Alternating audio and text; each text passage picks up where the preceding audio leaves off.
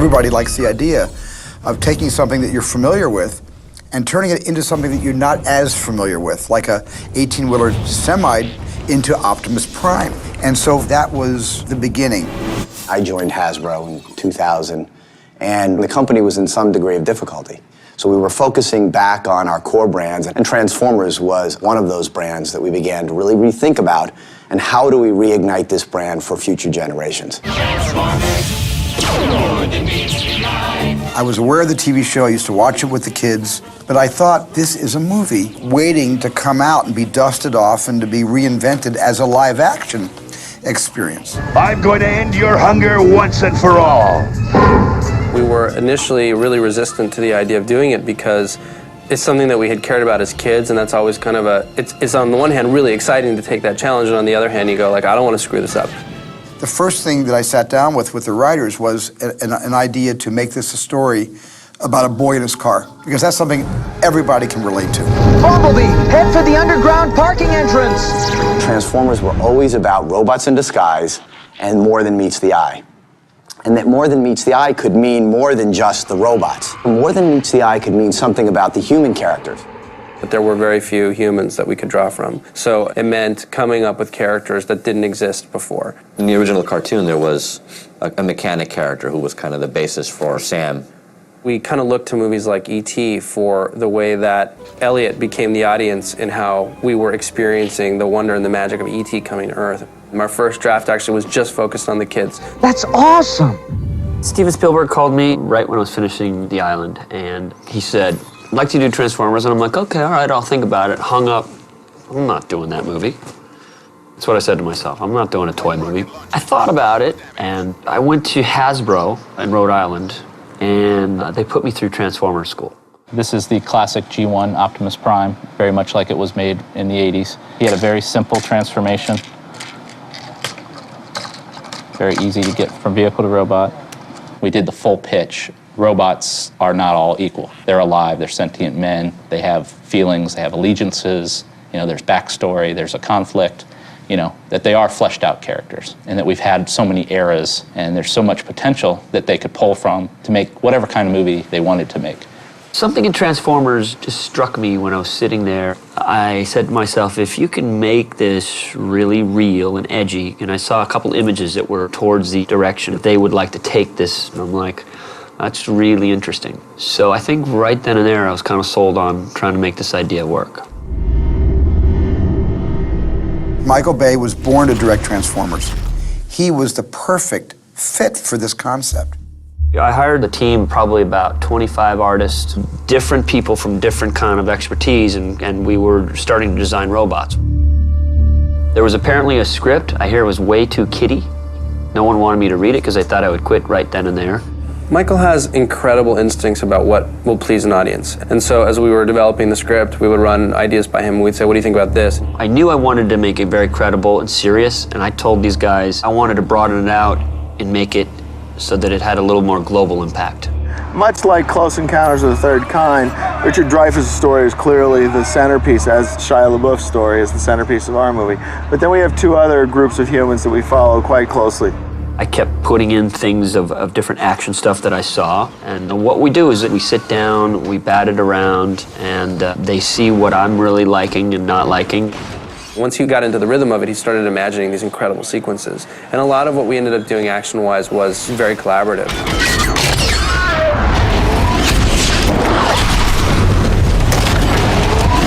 He is the sickest action director on the planet.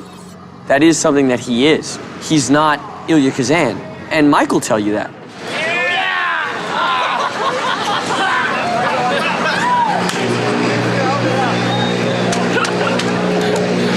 That's funny. Robots, there's a missile coming right down that street down there. Gonna hit that truck right there. The robots are holding it up.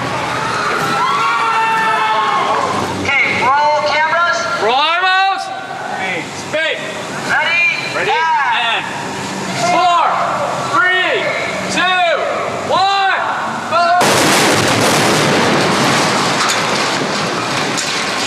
Michael staged huge, logistically complicated scenes of massive destruction and explosions. And even when I was watching those dailies without the actual Transformers there, it was just eye candy.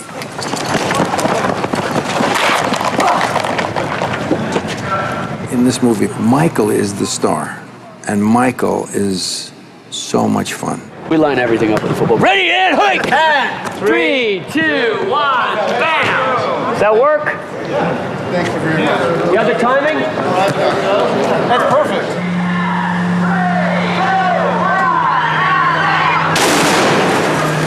Action!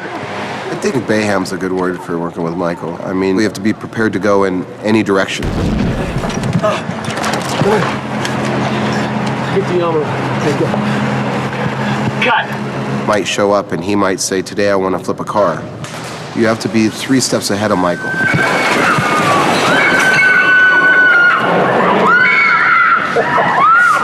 Smells good. You hear on the walking when I'm walking in, Bay's coming in, he's coming in hot, he's coming in hot. Here we go.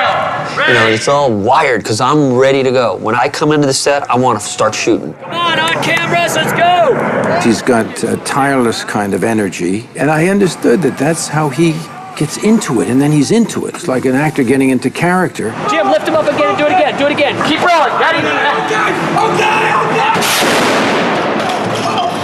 God, please don't kill me, please. Keep moving up. Okay.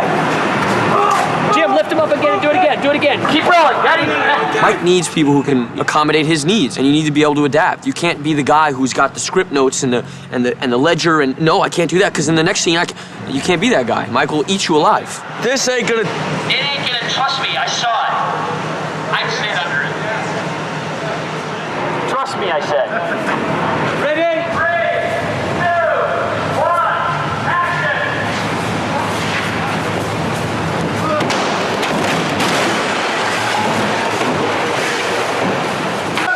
What he is he's very honest, he's very blunt, he's very direct, he's very opinionated. Give me a shot, Dave.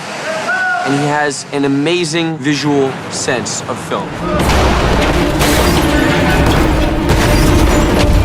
Yeah!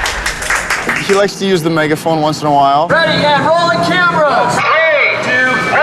Stay there, behind the pillar. No, you're going wrong way. The other way. God, he doesn't pay attention to what we're shooting. The thing about it is it's never personal. Oh.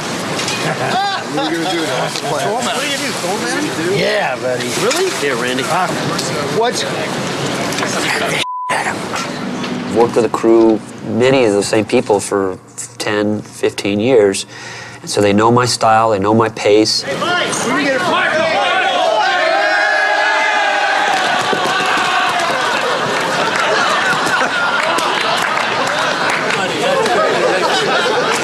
You guys pulled out well. I was like over here distracted.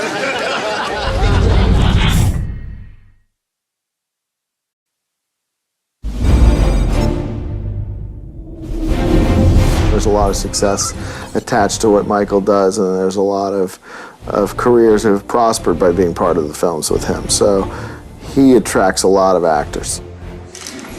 How do you know you're getting a good shot? Great. I've been doing this for a long time. My producer, Ian Bryce, said to me, you should get this kid Shia. And I said, I thought he was older. So he came in and he actually looked like a 16-year-old. Now tell me what happened. No, you said you'd pick me up, no questions asked. I know, that was a deal. Pop, remember how Great Gramps pretty much flew over the cuckoo's nest? Uh-huh. Think it could have been passed on to me like a mutant with wiki gene? First I was like, wow, they're making a Transformers movie. It's insane, you know? They're gonna mess that up completely. They're gonna screw that up so bad. But when I first sat down with Mike, it was never the discussion of, let's talk about the robots. The first thing he wanted to talk about was, how do we make this real? How do we make these characters come across as honest? Gentlemen, Bobby Bolivia, like the country, except without the Hershey squirts. How can I help you? My son here is looking to buy his first car. What I like about Shia is he's the everyday dude, but he's great at improv, and he's got a great comic wit. Nice, right? It fits me. Shia is one of the funniest people, just naturally. It's hard to get through scenes with him sometimes, though, because he's so good at improv, and he gets, like, funnier and funnier as he goes. I just didn't recognize you. Yeah, well, I mean, that's understandable. You know, I just got back from fat camp. I lost like 80 pounds. Oh, So- well, you know what? That's good for you. Yeah. That's good for you. Yeah, I learned a lot, and you know, Makes I you a just stronger person. yeah, physically and mentally. Yeah. Did you And make so- friends? But yeah, I mean, some of them died because you know diabetes is really chronic there. But I mean, like, there's 3 or 4 that I kept in contact with, and they're really good people. You know, because fat people aren't bad people, and that's one of the main things they teach you there. It's hard for me to try to not laugh because I get in trouble because we won't ever make it through a scene. I just put that light in. Most importantly, I think he can keep up with Bay. Bay is constantly evolving the characters, is constantly throwing something different at you. My first scene actually was with the dogs. It was like, welcome to Michael Bay's set. Release the hounds. You need to stay hidden until I tell you, okay? Yes, yes. The trainer's worried about your ass, but we are insured at DreamWorks, the Paramount. You know, it's your first day. Hey, welcome. And the whole crew's like, hey, nice to meet you, and action, and you're running.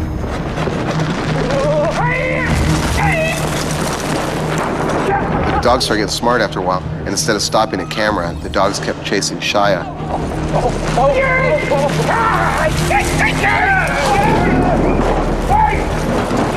Don't chase him, don't chase him! Fortunately, Shia ran past me about 30 miles an hour, and I was able to grab the long chain that was attached to the dog.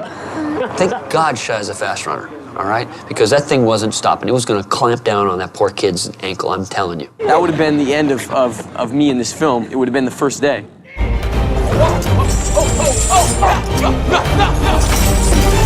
Bay talked about how hot Michaela was going to be. We talked about finding literally the most gorgeous 18-year-old there is out there, which I think we did. I think we did. I think we did. Now and action. Oh, God, if Trent could just see me right now. Yeah. Wait, what? You just say if Trent could see you right now? Yeah, if Trent could see me right now. This is crazy. We interviewed a lot of different young women for this, and Megan, I don't know, I just liked her look. I liked that no one really knew about her. I think Shia helped her out. I think that energy between them, I think it kind of works. Hope I didn't get you stranded or anything like that. That's fine. So I was wondering if I could ride you home. I mean, listen, I was headed this way. Figured, you know, I'd ask you if you wanted to ride or not. You know, I'm just putting it out there. Yeah, don't say it's fine, just kind of a nod. The only thing Mike asked me when I was reading with him and auditioning, he just asked me if I could run. He's like, can you run? I was like, well, yeah, I think so. And the other thing he asked me, he goes, do you have a nice stomach? And I said, well, in my opinion, yes, I do. So I figured, all right, I'm going to be running, hopefully not naked, but I'll be running in a belly shirt, maybe. Megan did good with all the running and jumping and cars skidding and everything else going on. I think Megan really hung in there. Drop.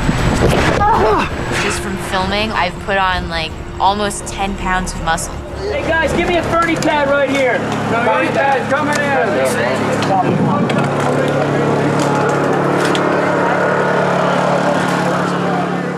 All right, we're off. Roll camera.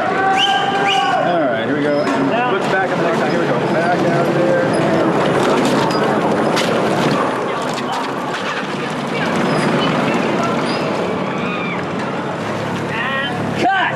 That's good. That's good. Let's go to lunch. My wife on? Yes, Captain. We needed a leading man. Yeah. We needed a leading man. There were lots of great actors out there, but leading man is very different from just a good actor, and Josh encompasses that. I'm thinking I might win an Academy Award for this role. No, I don't want a premium package! Come on! Come on! Fall back! Best screaming in a movie. Lennox! Oh, water, thank you. Give me chocolate. You got chocolate? Say, give me chocolate. You got chocolate? You got chocolate? I liked him as a person because he was like very American, kind of no BS, just kind of just a nice guy. Colonel Moore offered me the opportunity to go up in a T-38 today. A lot of these military guys were very much like Josh, so I thought it worked really well. Yeah, I'm with the top dog. You'll be fine. I had to go through about 4 or 5 hours of training, and you know, they basically tell you, okay, this is what's going to happen if you have to eject from the seats. I had to change shorts after I left training. I get to fly in a T-38 today. Not too snug, but not too loose. Pull them tight. And that snap rolls from bottom to top. Take a breath and hold it, please. And that's how it sits. I am happy if I get a chance to show what we in the Air Force can do and what great airmen we have.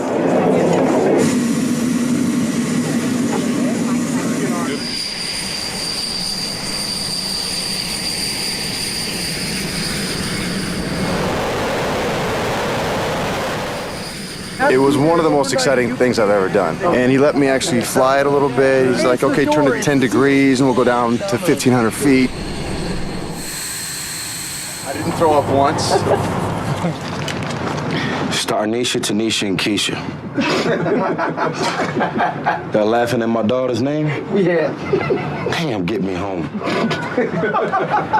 All right, cut. All right. All right, good. Tyrese, he paid me to be in this picture, so I took his money. Commonly, when you start movies, and I make a mistake too, that it just takes too long. Michael Bay keeps everybody on edge so we can all stay sharp and on top of our game, because he's on top of his game. And, you know, if you don't step up, you get left by the wayside. Ready? Action! Hello, do you hear me? You hear me now? Hello, hello, hello, hello, hello, hello. No, I got no bars. I got no bars. I had a little situation right before I started filming. I just got sick, really sick. And I ended up missing like the first 3 days of filming.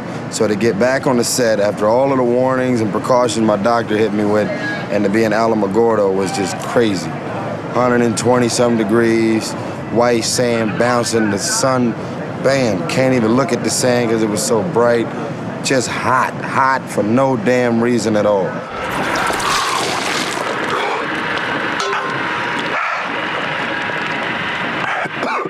Cut. How done? Is that good? I've always wanted to work with John Turturro, and I'm really glad I did, and I was intimidated the first day working with him, and I got on with him very well. Rolling. Ready, and action. Your son's the great-grandson of Captain Archibald Wickety, is he not? It's Witwicky. Witwicky? Witwicky. Man to the premises, sir.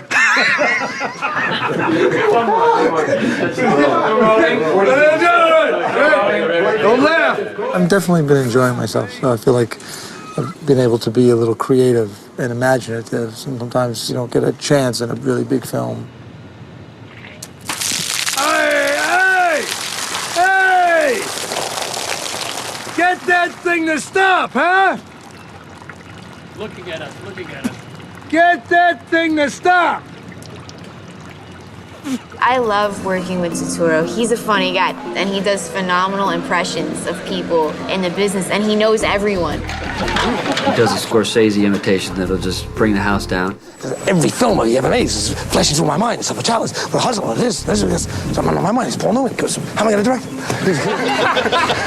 She did it! She did it! She's the one you want! She's the criminal! Okay, look, I'll wear a wire, I'll turn state's evidence, I'll do whatever you need me to do. Okay? No, look, I'm not going to jail for you, or for anybody. Michael will come in and tell us what he likes and what he wants conveyed in that, and let's just try to have some fun with it. Come on, focus, Glenn. So the thing's gonna whiz by, ready, and zing! Whoa! What was that? Oh, I got a family history of heart trouble. He gives us the freedom, and we have fun, and Steven Spielberg was on set and said that he had been watching dailies. Hello. How are you? I watch dailies and I get my script and say, that's not Who wrote that? I did, Steven. You know, I didn't even charge you for it. I'm gonna charge you on the next one, though. I'm Sam Witwicky. Maggie, hey. Did you say Witwicky? Yeah. Both girls needed to be drop-dead gorgeous. And there's gorgeous with the right persona, too.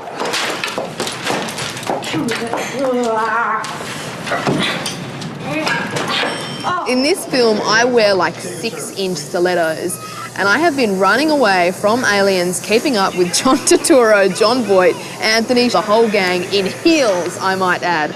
I challenge Michael Bay to direct for 1 hour in those things. Point it away from her just a little. Rotate the gun. Rotate the gun. There you go. Just like, not too far. Okay, ready? I'm kind of a pacifist, you know, like I don't really like the whole action movie gun thing, kind of very anti-weapon. But God, it was fun. I'm a signals analyst. Then send the signal then.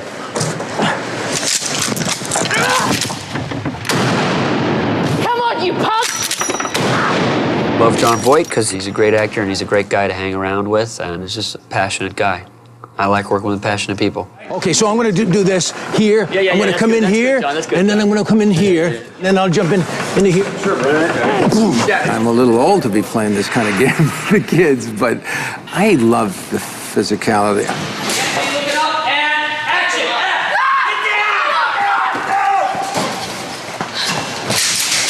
I do it roll and tuck with a gun in my hand. It's funny. Everybody says, "Did you see what John did?" And I say, "Hey, fellas, I'm not going yet. I'm still in the game here." Take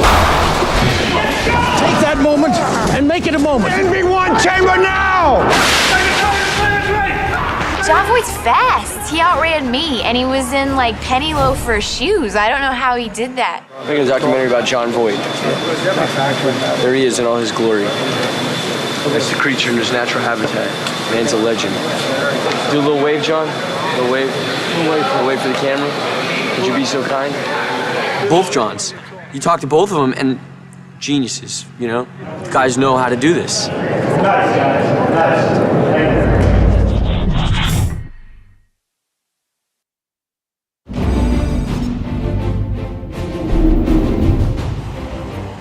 I've had a good relationship with the U.S. military for many years, and I was dead set on getting the military to cooperate.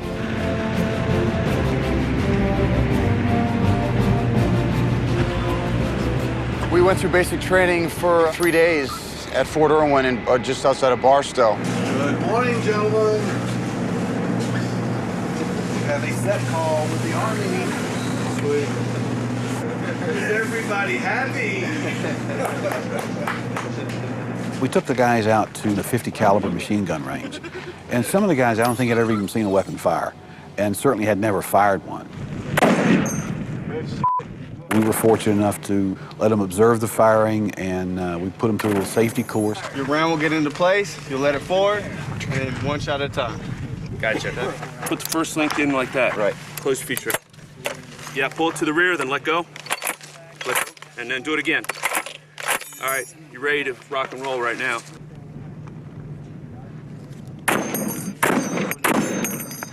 Good shot. Nice. All right. Nyuk, nyuk, nyuk. Vietnam, Carlos Hathcock once made a kill from just under 2 miles away with one of these. He had a scope mounted on top of it. He's a Marine Corps sniper. Just under 2 miles, he made a shot. 2 miles away. This thing has a maximum, the bullet will travel a maximum effective range of about 7,200 yards. They used to shoot down airplanes with these in World War II. Check this out. This is my first one. 2, 3, 4, and then 5. All right. I got better. Of course, they were fed in the field. They got to eat the MREs, and they got real food too, but they got a little taste of what the military is all about. For me. MRE is a meal ready to eat. The entree is the main meal. I can't tell which one's the main meal. Probably the one in the cardboard okay. box. Okay. We're cooking, and this is the MREs, which are surprisingly hot. What the colonel explained to me is that it's basically like Drano, but you don't eat the Drano. And then if you get the opportunity to ever do this, it smells like garlic farts. The chemical reaction smells like garlic farts. And at first, when I walked over there, I thought it was Tyrese. So I'm really glad it's not, because we're going to be working together for a long time. All right. I'll trade you my my jalapeno cheese for your crackers and jelly. Now that's a good deal. I'll take that deal. Look at this. Chicken cavatelli. Just like spago. What we call PPE. PPE is personal protective equipment. This right here is called IBA, the individual body armor. This is the standard weapons that we use right here. It's called the standard M4. What we're going to be going over is the formation you use before you enter a room. can you play any Rolling Stones? Fade to Black? We went to a mock Iraqi village. A unit was getting ready to deploy to Iraq, and we spent the afternoon with them and seeing what they do to prepare. So they're teaching us how to stack and go into a room and clear the whole room. Probably get into some of this.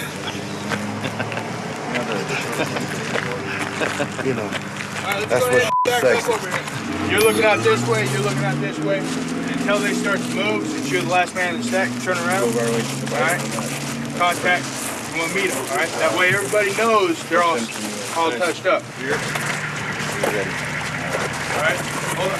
Everything slow. All right? When you're coming in, just like this, right?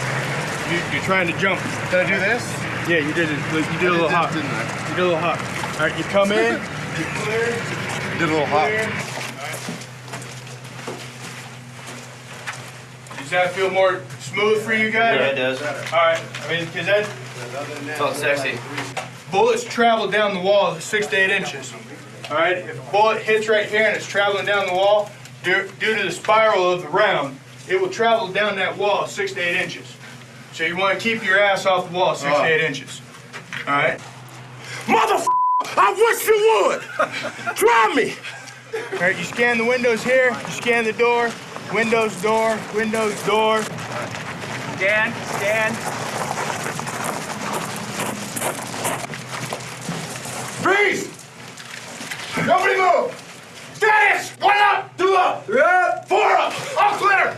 We worked our ass off, and sometimes between breaks we would go, well, where's Tyrese? He was in the van, air conditioning. Hurry up! Everybody is leaving you! People are dying! You are killing them! You really walked away with the respect for the amount of preparation that goes into, you know, being a soldier in the military. Over here. Great. Awesome.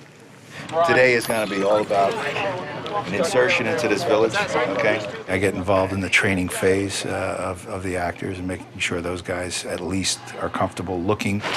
Move! Saw Gunner, you are no good to us back here. You must be up front. We wound up recruiting a bunch of active duty SEALs, so they're current in their tactical capabilities. I see how my weapon's up here in front of my face? That's what we call the bubble, okay? I got control of my weapon. I can see my magazine well, okay? Yep. My weapon up here like this. I can still track my targets, whatever. Right. It also acts as a bit of a shield, too, no? Shut up, dude. Michael really wants to bring as much military realism into the movie as possible. A big part of that is to use military people to play military people. Whatever. Yeah, okay, so the same sort of thing we'll do is I'll wait a couple minutes. I'll ask for status of Spooky 1. Come back across and say Spooky 1, confirm hostile, target destroyed. Destroyed, yeah. The entire crew got speaking roles. Michael liked them and he changed the scene on the spot. We approved it, and they got speaking roles out of it. Okay, let's send the A-10s, danger close situation, and make sure there's friendlies in the area within 1 kilometer. Checking switch 1-1 to Hog 1-1 to strike. The extras that we used from Holloman Air Base were off duty, and they were paid extras salaries. The United States Air Force and Marines and Army, everybody. I love you all dearly. I'm so proud of what you're doing for us. It's unbelievable, okay? Both here and over there. So just keep it up because you're well loved and you got to know that. Typically, an extra would not have any experience with a weapon. These guys are very experienced with weapons. Stop the building!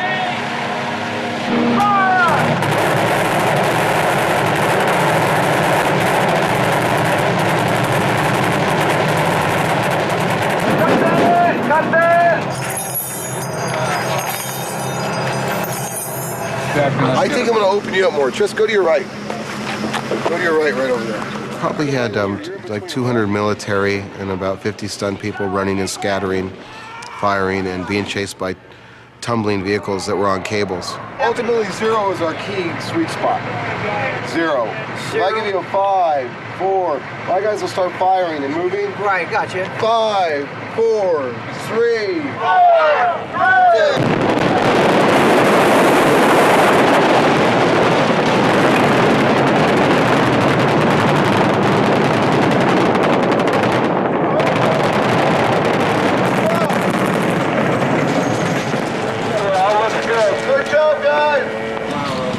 Even though it wasn't a real explosion, it certainly created the effect. And trust me, as a professional who knows all about blowing things up for real, we appreciate anything like this.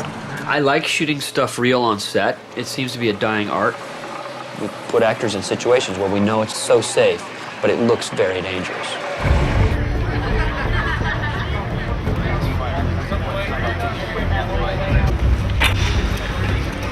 We good? Careful about putting your hands down when you come to that stop. Okay. Moving forward, right? Weapon is hot. Full load. Here we go now. Picture a hole. Fire in the hole. Guys, look it up. Clear it out. Ready, and let's roll camera. Ready, 3, 2, 1, let's go. Action.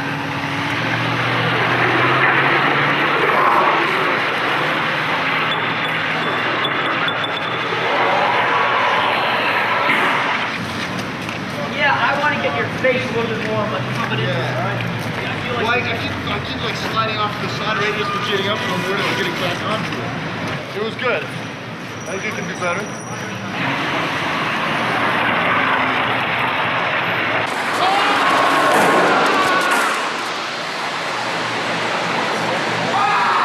We try to put the audience inside the action. And the closer we get to it, and the more movies we've done together, the more that we capture that for the audience.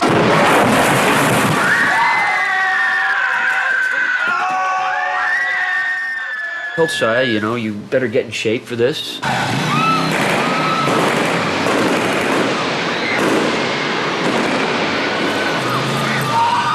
I was at 130 when I got the role, and it wasn't like I pulled a Christian Bale and completely transformed, but I put on 25 pounds of muscle and then slimmed down throughout the filming. So it's not reassuring that they put bulletproof safety on the camera. And you're gonna be right in front of you. And right there also, you see? They make sure they protect the cameras, but actors, expendable. We had this scene where he's facing off against Megatron. Is it fear or courage that compels you, Fleshling? The producer, Ian Bryce, he knows how I like physical stuff, and he says, so we're gonna do that blue screen, right? I said, no, we're doing that real. He's, really? Really? I said, yeah, we're gonna put him out there. They can build Optimus Prime. It's all good, bro. They can blow up the Pentagon. They can't find a way to keep Shia off the ledge. Right, Michael Bay? All right, ready? Yeah, well, just relocate. I gotta tell you, it's scary going out there, because you literally have no safety net, and you just have these silly wires hanging on your hip. And mind you, I would never do this myself, ever, okay? Oh, you're locked in. You can't fall. See that? You're bolted to a steel I-beam with another pole. What I could is I could fall and scrape off the side and then they'd have to pull me up. That could happen. I'm not going to die, obviously, but I could scrape. You know, this is Fear Factor. That's all it is. It's Fear Factor. That's Fear Factor. It's like, this is like People another die on episode. Fear Factor. It's another episode of Fear Factor. They do more hairier stuff with Fear Factor than this. You're right. All right, let's do it. Oh, mother! Got it? Kenny, bring him around this way, too. Come way out, towards us, to the other way. Towards us. Get the crane. Ready, roll camera. Ready, and action shot. Wide movements. You're never gonna get it! You're never gonna get this Osborne, you know that! I'm never gonna give you the old spark! I feel like a fruitcake saying that, Mike. It's a line. Now you can see the robot in the side. Get the robot in the background. Oh, whoa. No. Okay. Mike! Yeah? Are these just close-ups? No, they're wide. We see your face. We see your face, and we're showing that it's you, and we're showing that it's not a platform. Because if it's just close-ups, we can do that anywhere. That's lame. Whoa. No. Okay. Ow! I'm done, Mike. My voice is gone.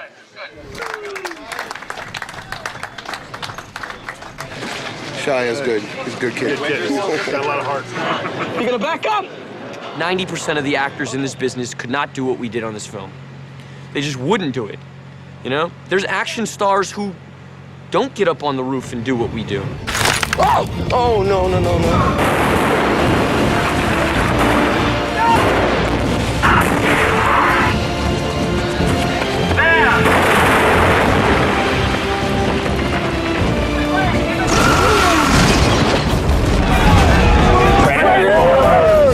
Fight giant robots.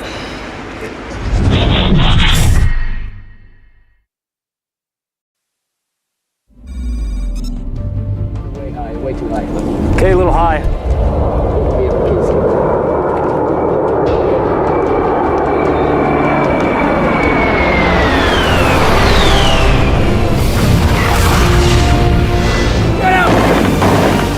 Breath of this toxic smoke, I'll be right there. The location department on this movie has really excelled. I'm gonna say and fire, okay, guys? You can hear me, right? It required pretty extraordinary sized things, whether it's White Sands. Fire! Orange smoke! Or the Hoover Dam. We're gonna shoot something quick, and we're gonna go to lunch, and then we are going to go downstairs. Or downtown LA. When we finally saw what a 32-foot robot looked against a 2-story house, suddenly you realize you've got to find places that are enormous to make these things feel part of the environment.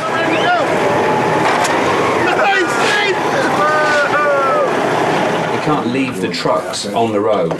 That's what I'm led to believe. What? On the side of the road. Because behind the dunes, so we can't see them. There's going to be a mini base camp down there. Right? yeah, we're working on that right now, just to find out how we can make it firm enough to work in progress. Every day is a roller coaster for me. I don't know if it's the same for every department, but you know, I find myself on the verge of tears one minute and then hysterical laughter the next. Ilt, a new guy I worked with, I thought I was going to give the guy a heart attack. I have a question. Yeah. He's just, I can't get the observatory. It hasn't been shot in 5 years. And I said, it's a big movie. You can do it. Go to the mayor's office. You can do it. This is the path. See right in there? This is where he's running. And the Black Hawk's going to come right up on that edge there. Can we even do that helicopter running there? Yeah. Playa? Yeah, it should be okay. I can't get the bridge with 4 helicopters underneath. I said, you could do it. Go to the mayor's office. It's a big movie. We're keeping this film down in California. We structured the budget in order to keep it in the United States, which is not to say that the movie couldn't be made elsewhere. It's just, I think, easier and more comfortable for Michael to have, you know, a crew around that he's used to. Hey, Dave. Yeah. I think we'll let them fire this way so you can whip. You guys handheld. You can at least kind of like in here, keep it like, you know what I'm saying? I actually cut my fee so that I can shoot here with my crew that knows how to shoot fast and is good on the fly. Right, so it's good to go. So as soon as the plane hits the ground and stops, we should pull the vehicles forward. Michael likes to go hard and fast. He has the shock and awe approach to scouting, which is supposed to be... oh no, that's not Michael, that's a stealth bomber.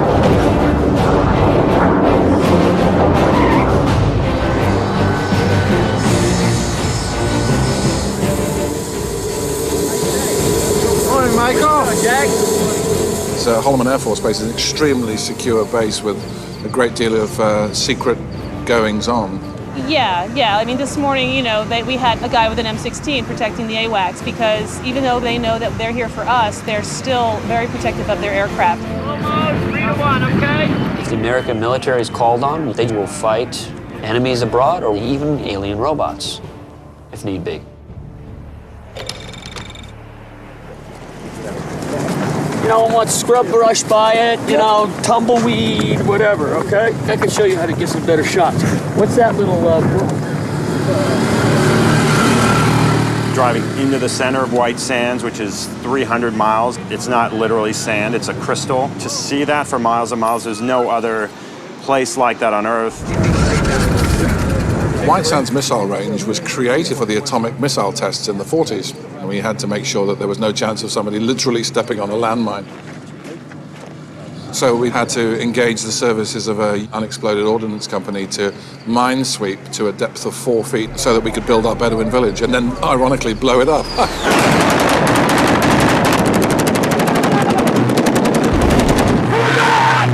When we got here and laid out the buildings, we realized that the dunes were moving. So the valley was actually significantly smaller, up to 30 feet, because of the wind.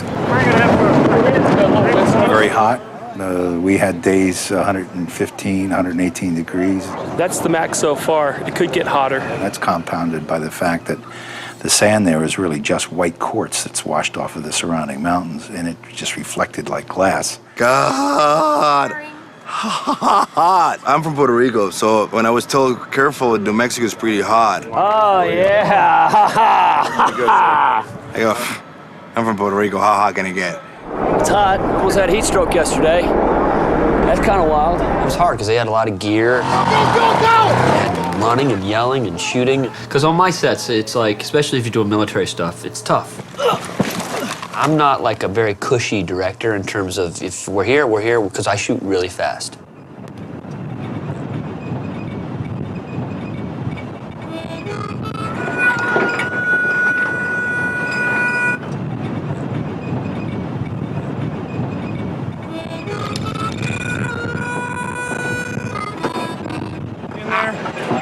Men did huge work here, bigger than anything I ever seen Hollywood ever do or ever will. Look at these cranes up here. We're heading from the top of Hoover Dam down into the turbine area, where it's very, very cool.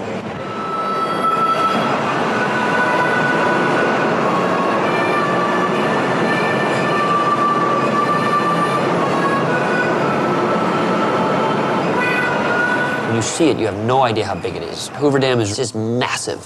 We had to do some sort of remedial work because a film that shot there last year didn't endear themselves to the Hoover Dam by buzzing the dam. It's a grave situation, gentlemen. Thank you for being with us. Good. Good again? Good. How's the guy leave it? Ready? Something like that, how much?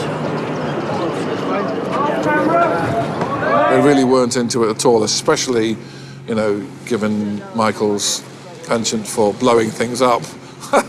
So we, worked out with the Hoover Dam. We'd get certain hours early in the morning where we could be up on the top of the dam. Got it if you can, brother.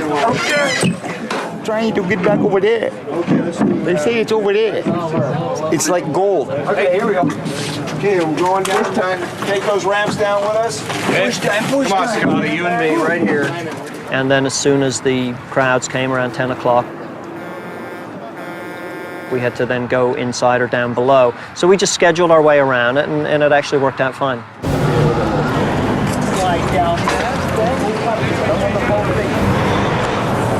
Both of you guys go on this side. 20. Where's John's tail? You're not puking, are you? The scale of the Hoover Dam was a tall order. There's not many places you could do that because everything there is so gigantic. I think we became very familiar with the architecture, which allowed us to build a set that tied into it.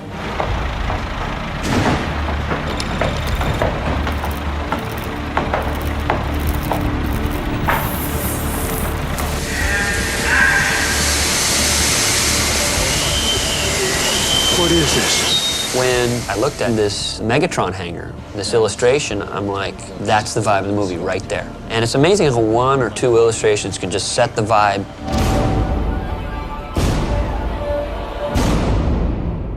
We use the playa hangars where Howard Hughes built the Spruce Goose. And it's this great wood structure. It's kind of narrow, but it's very tall ceilings.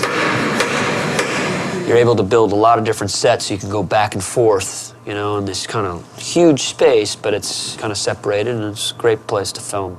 Basically, we were sort of using the structure as it was and then embellishing and sort of making it look like a vintage facility again in a subterranean setting under Hoover Dam where Megatron was frozen in ice. Even though Megatron had been encapsulated in this space for many, many years, he's still being maintained. So it was a little bit of like new technology mixed with old technology. Very much like Hoover Dam is. When you go in, there are things that have never changed in there. The first time I walked onto the Megatron set, I said, wow. Megatron. I had my son with me that day. When he saw Megatron up there, his jaw just dropped. I was so impressed with it that on my weekends I would sneak onto the set with my friends just to see it. He was 30, 35 feet, and he was only half built. Like, I'd bring 3 or 4 friends, you'd be like, you're never gonna believe what they just built. I never do that. I never do that. This baby's the first we found. And good, cut. You want to just delay that, or so you can watch? No, you're all right. Okay. So I just do it, but just louder and more off the cuff. This baby's the first we found. Boom. Yeah. Get out of here. Okay, ready? Step up. Kenny, you right? Here we go, guys. Ready? And 5, 4, 3,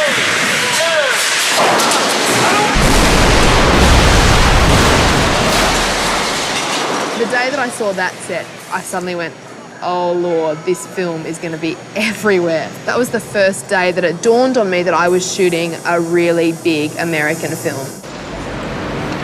I had to shoot in Los Angeles. Now, Los Angeles, they'd give us 4 blocks one Saturday, they'd give us 3 blocks this Sunday, they'd give us those other 4 next a weekend from there, and then we shot at Universal Backlot, and then I shot in Detroit, and I had to all make it feel like it's one place. So you had to keep the scene in your head. I mean, you just had to wrap your head around it.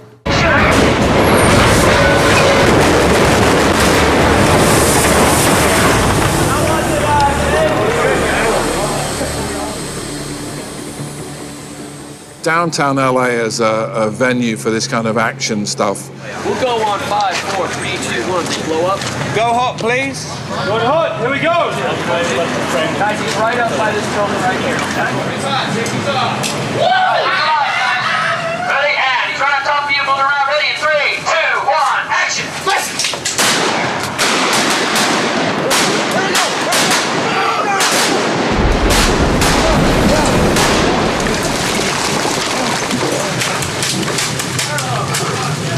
Piece of crap. Ready? And roll cameras. Rolling. Hey, legs fire in the hole. Let's go, guys. Don't move too soon. Ready? And 3, 2, 1, and action.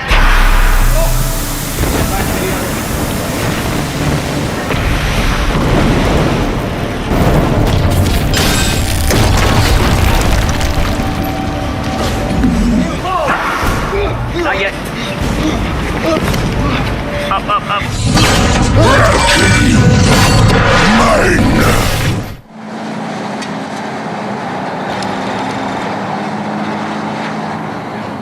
Hey, can you take that light right down there and light that Fortis thing up there? The toughest bit was flying the helicopters under the bridges.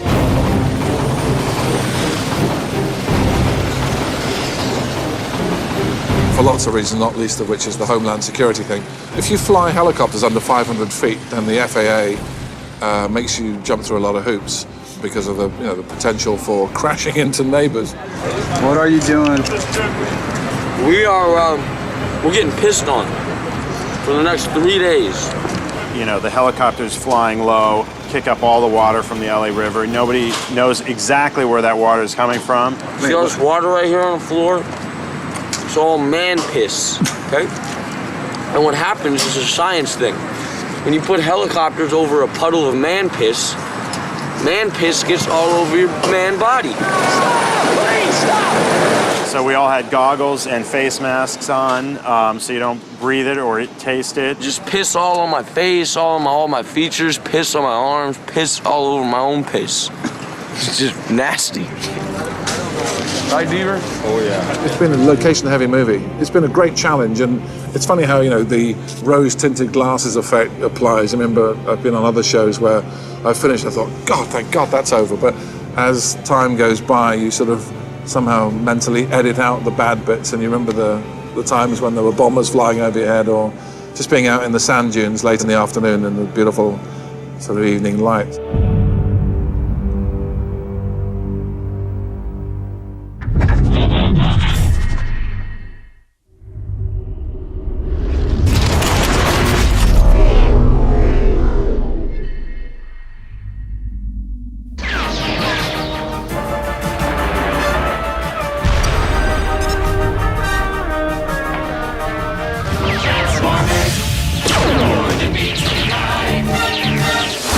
Well, the appeal of this movie, goes back to my children's childhoods, because they would ask for these things on their birthdays, and I would get them Transformer toys, and then we would play on the floor.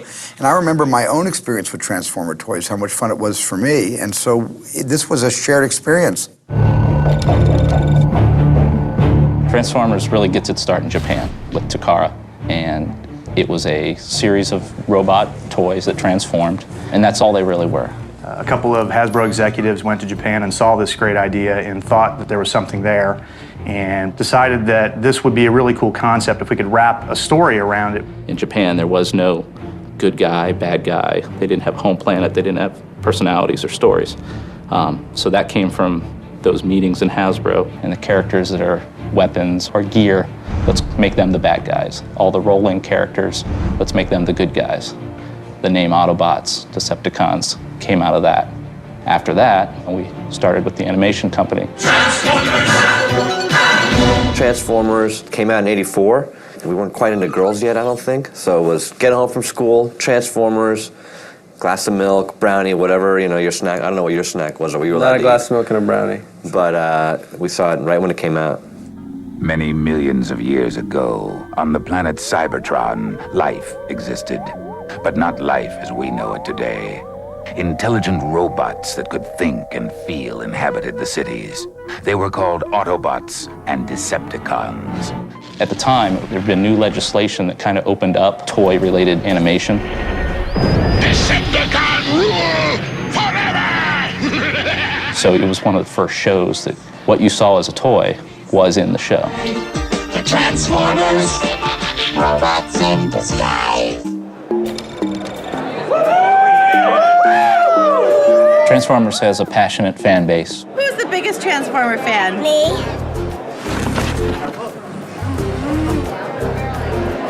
Transformers! More than meets the eye. A lot of people remember Transformers from the 80s, which is when it was in its heyday, but it's actually been around ever since. And since 1984, Transformers has generated over $3 billion in retail sales, and that's, you know, one of the top franchises in history.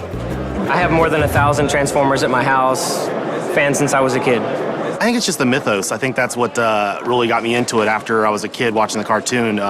Strong characters and just a very cool toy line to support it. I'm a pretty big fan. I got my first toy when I was 2 years old, the first Transformer toy. I still have it. About 75% of all adult men had a major Transformers experience in their lives, and that's true almost the world over. So you've got this great group of people who all grew up with the brand are now working on the creation of Transformers the movie.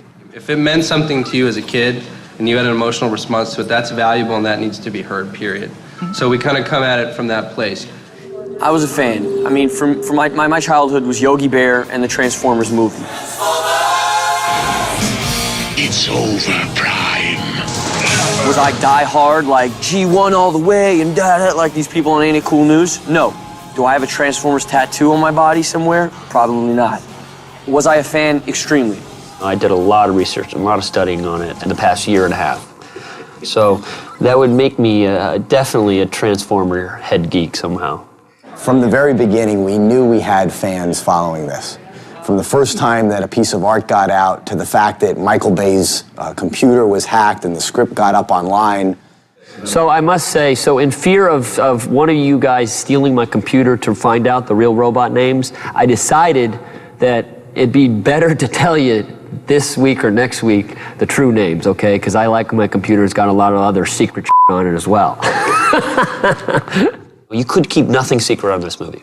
And the design started getting out on the internet. And people were saying, oh, Michael Bay, you wrecked my childhood. Damn you, Michael Bay. Like most Transformers fans, when I first saw the designs of the movie, I was like, what? They changed everything. It's completely different. What's going on here? I think a lot of fans hated me for it at first. After I read some of the posts that said they wanted to protest out of my office, they actually picked the wrong office because I moved. They didn't know my real address. So, and then the few little talkbacks where they said they want to hunt me down and kill me, I had a couple of those. But generally, I would take some of the constructive criticism of stuff they saw. I actually changed Megatron's face when they opposed to it that much. It was very important to get our teaser out there that was like more of a badass teaser to show that it's real. Not a cartoon. That teaser on Yahoo is the most downloaded teaser ever. That's crazy. So all of a sudden they see the headpiece. And they're like, oh, wow, uh-oh. Okay, that's starting to look really cool. You have to totally respect what's been created, and you can't, deviate. And I knew if I were to put these characters in the real world, they'd have to fit in the real world, and they have to be much more intricate. We had kind of come to terms with the fact that we kind of respectfully acknowledged what had come before, but, there's a lot of logic that I had a problem with. On Cybertron, they all walked around like with truck parts, transformed, and that just doesn't fly when you're trying to at least make it credible for someone who's never seen Transformers. So on Cybertron, they have to have, I created all of them having this endoskeleton, this underskin. They're a technology that is beyond our understanding, based on kind of a nanomolecular process. Each molecule, each cell is a machine unto itself. So when they come to Earth, they come in these weird, pods. It's the endoskeleton wrapped up. They land, they unfurl.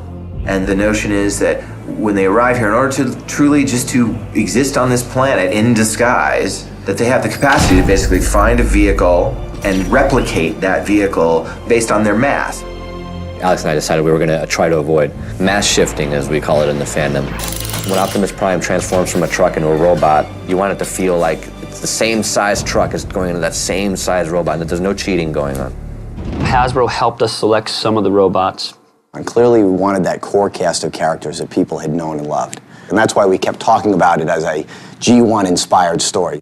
G1 is a fan term for Generation 1. So when people think back fondly on the 80s, nostalgia, Gen 1 is what comes to mind.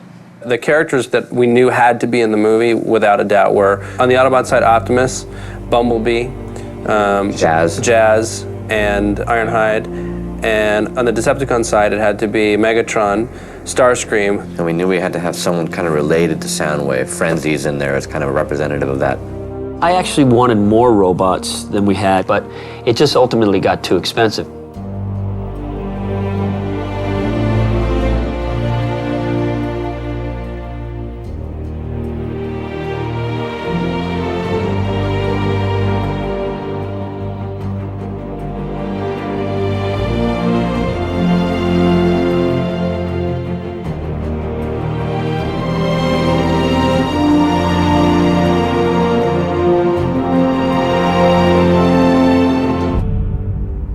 Actually, a few characters that we had contemplated that we designed product for. We have a character here, RC, who's one of the only female robots in the Transformers lore, and she actually almost made it into the movie, but for some reason they couldn't quite get the plot line correct, so maybe we'll see her in future movies to come. Hasbro wanted to see what we came up with. They kind of left us completely alone for a long time. They were really kind of,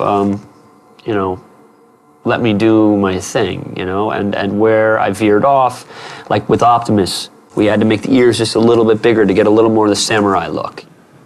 If you think about where Transformers came from, the robot culture of Japan is in part based on the tradition of samurai armor.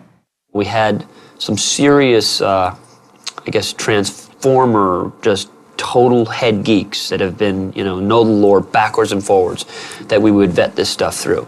Early on that the art department was working on for Optimus, you can see that he was a lot more blue, and even the vehicle parts were kind of disappearing. Particularly the tires were uncoiling, and those are just things that were going to become issues for us to make product of.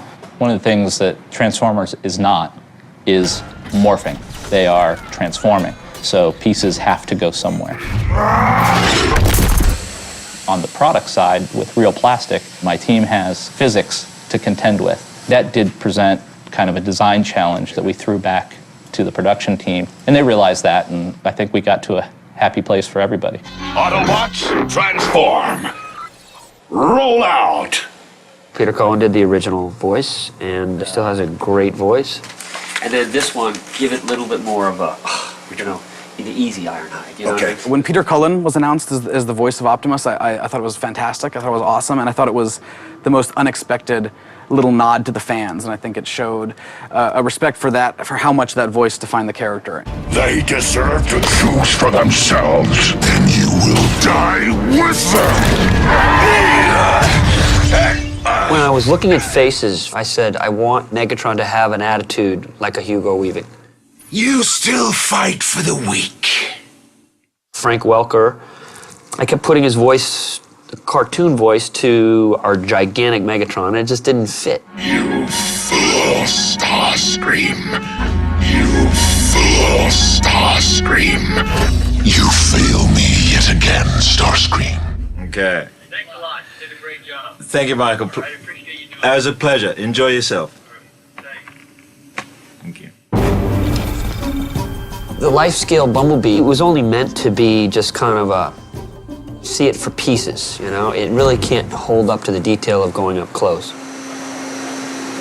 What they'll do is they make that robot in the computer. Then they give us that computer file, and we'll make that part.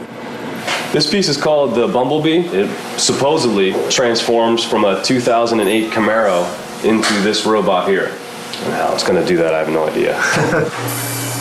There's 150 single parts on that robot. The whole robot was sculptured out of foam. We took molds off of them, made fiberglass parts, and when it stands up, it's actually about 18 feet tall. That's too far, huh? Too far? So we'll put this away here. We need to make a yoke in there with the clincher. A clincher will probably hold that.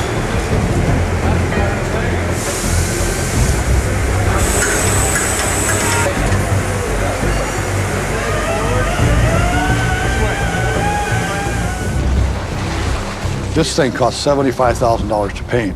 You required a special 4-layer paint because it matches the car. Me and Bumblebee are starting to get to be real close. When we got near the robot, it was just like, no way. And you start walking, you're getting closer and closer, and you start seeing the body and the torso and the head, and it's just nuts. It was nuts. Silence.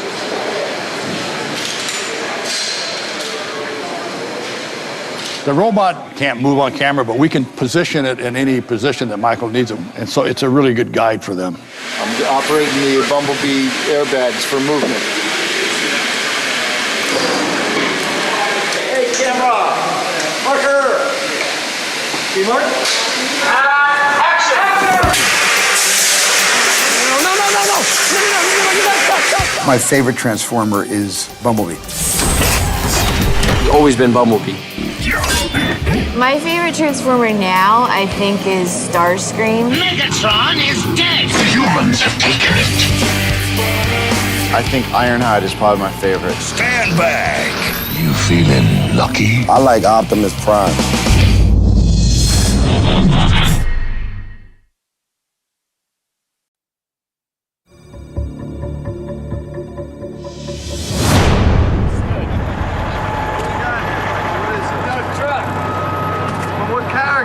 This is Optimus Prime here, baby. Good looking truck. As a kid growing up, I was very into fixing my own cars and taking them apart. And so from cars and just being an automotive head, Transformers, it kind of struck me as something fun to work on. Watch out, get out of the way, I'm rolling cameras. Ready, and IMO guy, go. Ready, and send him, Kenny. Michael Bay does know his cars. He's pretty particular about the cars he wants. He knows a lot more about cars than I do. Not too fast.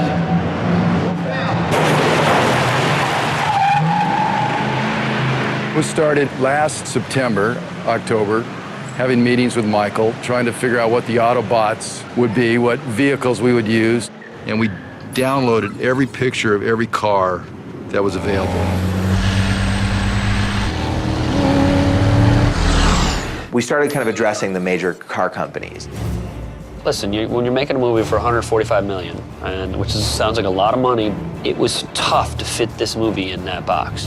And you couldn't afford to do this movie without a sponsorship, and nobody could come up with what GM has.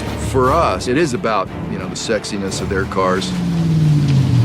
I went to GM and I got into their Skunk Works there. It's a place, I can't tell you where it is, but that's where they make their stealthy concept cars. But I saw this car. They didn't know what kind of car it was going to be, but now it's the Camaro. And what I liked about it, it kind of had a retro look. It was a muscle car, and I just, right then and there, I knew it was Bumblebee. Bumblebee was, in the 80s, a Volkswagen Bug. and his role has always been kind of the younger of the Autobots. We knew that he was originally a Volkswagen and a Beetle, but it was not really an option for Michael because it wasn't badass enough. I just was never going to use the Volkswagen Bug for Bumblebee. It just wasn't going to be in my cars. It just reminded me of Herbie the Love Bug. But we do make nod to it in the movie because if you notice on the parking lot, the Camaro's actually parked next to a Bug. This is a classic engine right here. I sold a car the other day. Oh my God. Gee.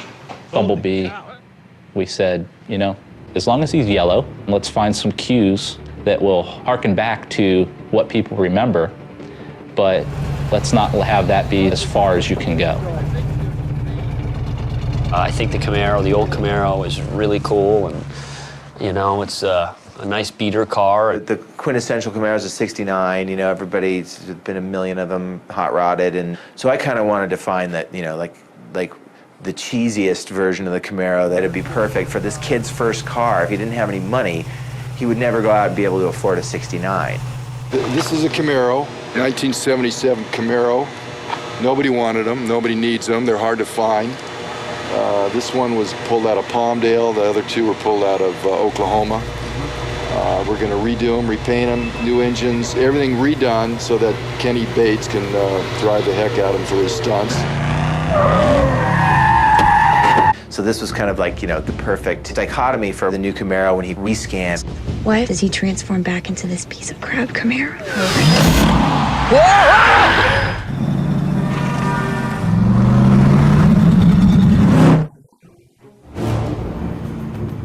That Camaro is really spectacular. I wish they were bringing it out earlier than they are. There were only 2 Camaros that were hand-built by GM. To fix that car is a big deal. If you smash a fender, you just don't get another Bumblebee fender because there aren't any. All the parts were individually made. It's a 3-stage paint. If you get a ding in the door, you have to paint the whole door. That was a pretty trick door latch. No indent, no recessed area. Everything's slick. I mean, it's a $500,000 car. So it's not like, hey, go have, you know, go around the you know, it doesn't happen like that. There's wipe your feet off before you get into the car, keep your hands on the steering wheel, you know, push down at a certain rate. You want me to go faster? I'm just nervous about the car. I can go faster if you want. Just I'm having to keep my... Don't go faster, just go a little more center. You are not a stunt driver, okay? This is where we were parked, originally. I know, you can say everything you want. Michael, oh my goodness gracious! Let's go, come on. All right, right here in the center. If I crash into a wall, it's not my fault, you know, because I'm an actor. But it should be like this, the transformation. 1, 2, 3. Okay, hey guys. Max, Jay, you're transforming on 3. I'm gonna go 1, 2, 3, okay? Ready?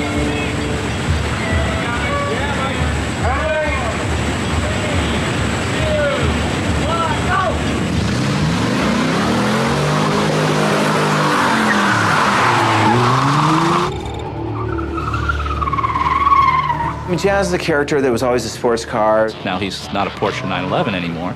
He's a Pontiac Solstice, but he's still a cool sport car. We had a little company do some aftermarket. We made a hard top for it. We put the little ground effects fairings, we put a little spoiler on the back and some louvers on the hood, and we kind of just jazzed it up a little bit.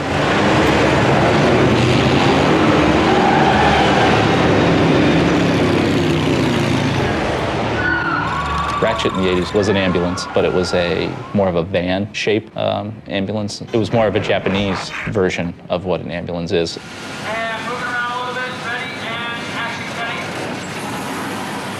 Ratchet was the kind of H2-based ambulance, which doesn't exist, that we kind of designed and built from scratch.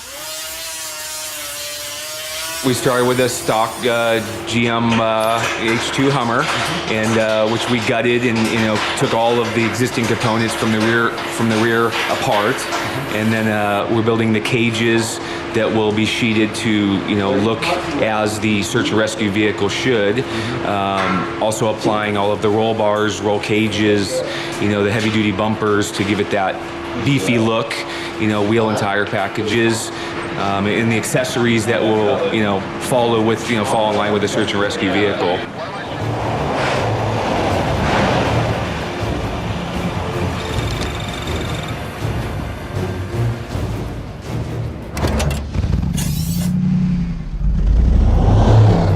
Ironhide was this big, 4500 series GMC. They're brand new, they just came out, and they gave us 3 of them. We got them from the factory black. I made that tailgate that had the Autobot logo embossed into it, added the stacks and all the running board, and modified the bumpers and stuff. I mean, that truck, unless you're standing next to it, you have no idea. It's like so big, it's crazy. It's like the biggest thing you ever saw. There's Optimus. I saw a picture of a truck, and it was lowered, and it was blue, and it had flames on it. And I'm like, that's Optimus Prime.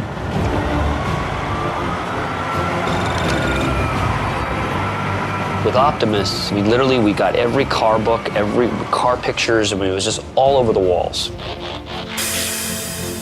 We looked at the cartoon. Thank you very much. And then we just started pulling reference of different big rigs. This is what we were always, everybody in this department was conceptualizing how Optimus is masked, what he came out of. This is the main dude, we should go look at it. Okay. Instead of buying a new truck that's a $150,000 truck, we bought some older trucks, and they were pretty beat up and they were pretty ugly looking. Well, this is like a redo. You know what I mean, Ian? Yeah. How are they ever going to make this thing look like that? I said, just trust me, this is the truck that it should be Optimus Prime, not a new truck. This is the one. So we're going to completely strip it, paint it, flame job, new fenders, new sleeper, new bumpers, lights, yada, yada, yada. And when it comes out, it'll be beautiful.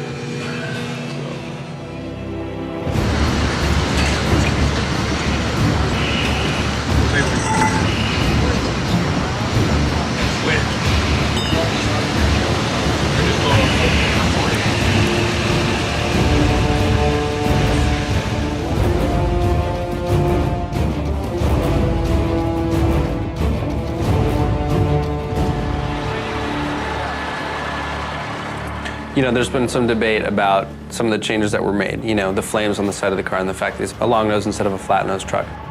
I like the flames. And what the flames did when he was transformed, it kind of looked like ribs, and it just, to me, it looked cool. One of the things I've learned is red doesn't photograph well for the feature films. The light being what it is, and it's a nightmare. Michael Bay was nice enough to explain that to me. So we made this compromise where we wanted a red chest, and we did that by the flames, so that we could still retain the essence of Optimus being a red truck while, still making it easy to shoot. Just a much more aggressive looking truck. It's like more dual, more homage to Steven. Looks better on a wide angle when it extends back, It's just a much more badass looking thing than a flat fronted, trash truck. And again, it goes back to that thing of when you actually see it and you see what's required of the transformations and the level of detail, we weren't going to be able to have as exciting a transformation with the flat nose. Okay, guys, come on, let's stop admiring the truck. Let's shoot, shall we? This is a truck that we sold on eBay as soon as I'm done with it. Let's set up for this, please. Back to one, Joey. This movie, I had more cooperation from GM than any movie I've ever made. They promised us they'd give us the flood damaged cars, the non-saleable cars, the cars that Michael Bay needs to wreck every day on a daily basis for his food chain.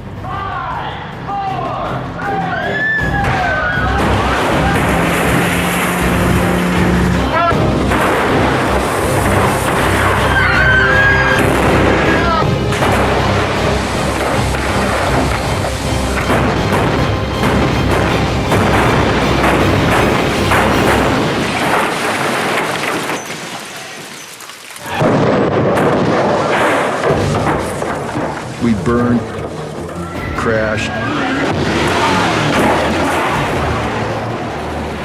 flipped.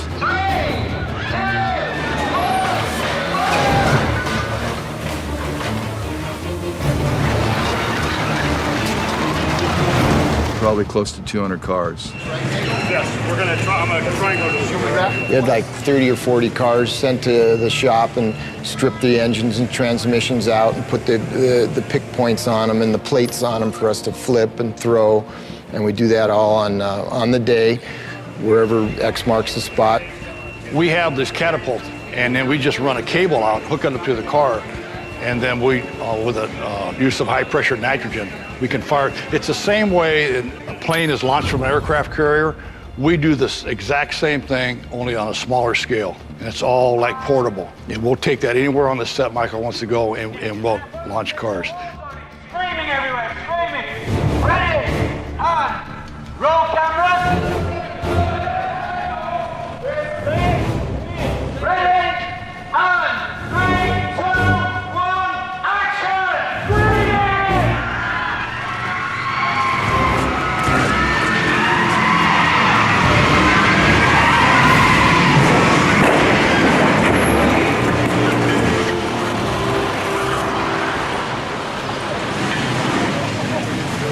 When is that building? Get out of the building, folks! Don't go in the building! Are you ready to go in there? Look up there, please. Fred, that's it, keep the lock up. Thank you very much. Guys, walk away, please, film crew. Thank you. No one does car chases better than Michael. I mean, they're incredible. Like they're at Mach 3, and you feel like you're right in the middle of them. One of my shooting styles is using this little go-kart thing, where it goes very fast, like 100 miles an hour, and it's a very small vibrating camera that's real low to the ground and looks like a suicide vehicle. And we use that for anything from running down the street to chasing cars. It's a very powerful tool for getting in and around and close to the action. We use it quite a bit.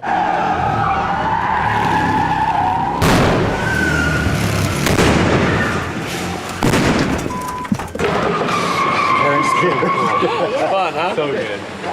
All right, let's not clip it now. Let's not clip the shutter. Thank you. Let me play that back again. It's pretty crazy being in the go-kart. I mean, because you're responding quick, and any mistake and you could be in a lot of trouble.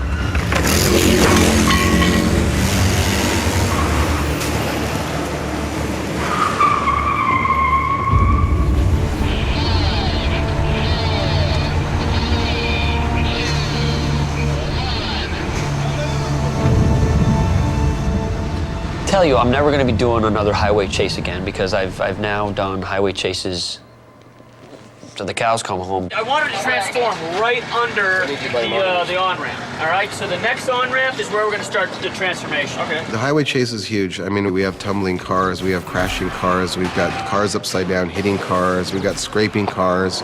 But this one will top most of the ones I've ever done because now you got robots transforming at 80 miles an hour on a freeway. And I don't know how you can top anything like that now. All right, let's go try one, shall we? Yeah. We try to put the audience inside the action. So they're actually eating cars, they're actually in the crash. Come on, let's go. Baybuster, follow me. Watch out, watch out. Yeah, guys. We use the Baybuster, that crazy triangle car that can actually take direct hits from cars. The Baybuster is a pickup truck with a cage on the outside of it, and they mount anywhere from 2 to 4 cameras on the front. And if we have flipping cars or cars being thrown off the top of car carriers, I mean, we normally drive the Baybuster right into it. It's great for the audience. That's part of that eat the action that the audience gets to see that's not CGI. It's like most directors would have chose when we ripped that bus, which is an extremely dangerous stunt, I mean, really dangerous. Most would have just done it either miniature or CG. And it just wouldn't look as good. I mean, the bus sequence is something that we've never done before, and I really had to push to get that to happen. That bus, we have 6 exploding bolts holding the cab together in the center of the bus, and then we have big cables underneath pulling it together, holding it together. We cut the cables and blow the bolts, and the actual bus cracks in half like an egg in two pieces. There's a stunt driver and drives the front away because it's going to drop down on another set of wheels so he can still control it. And then the back half has those same cannons in it that we're going to fire at 1100 PSI, 3 cannons, and the back half of the bus is going to flip away. Wow, it's going to be really cool.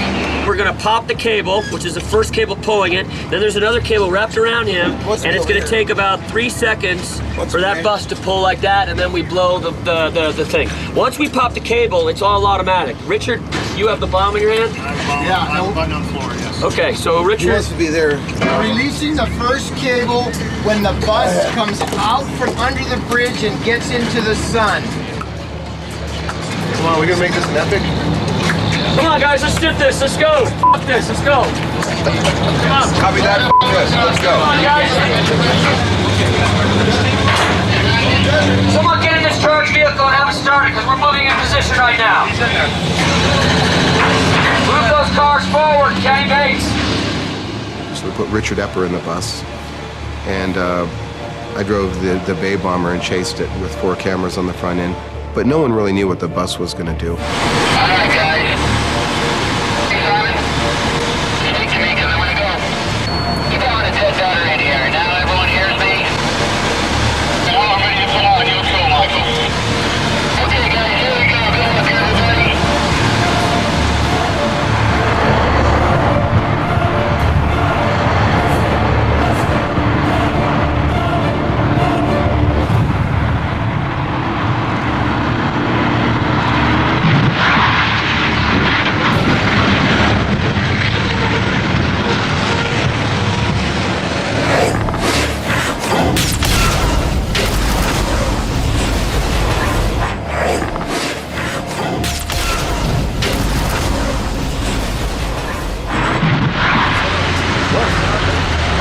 Kenny, how'd it go, man? It went pretty good. You said it cut in half, right, Mitch?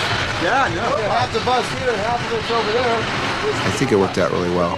And I think it's because effects did an excellent job on prepping that bus for us. So it's like those guys are the guys that made us look good on that one. The main thing is my good friend Richard Epper's safe, and that's all I think about going down there. In the end, it's just a movie, but it's a Michael Bay movie, and that's what we do. You get the bang for the buck when you're with Michael.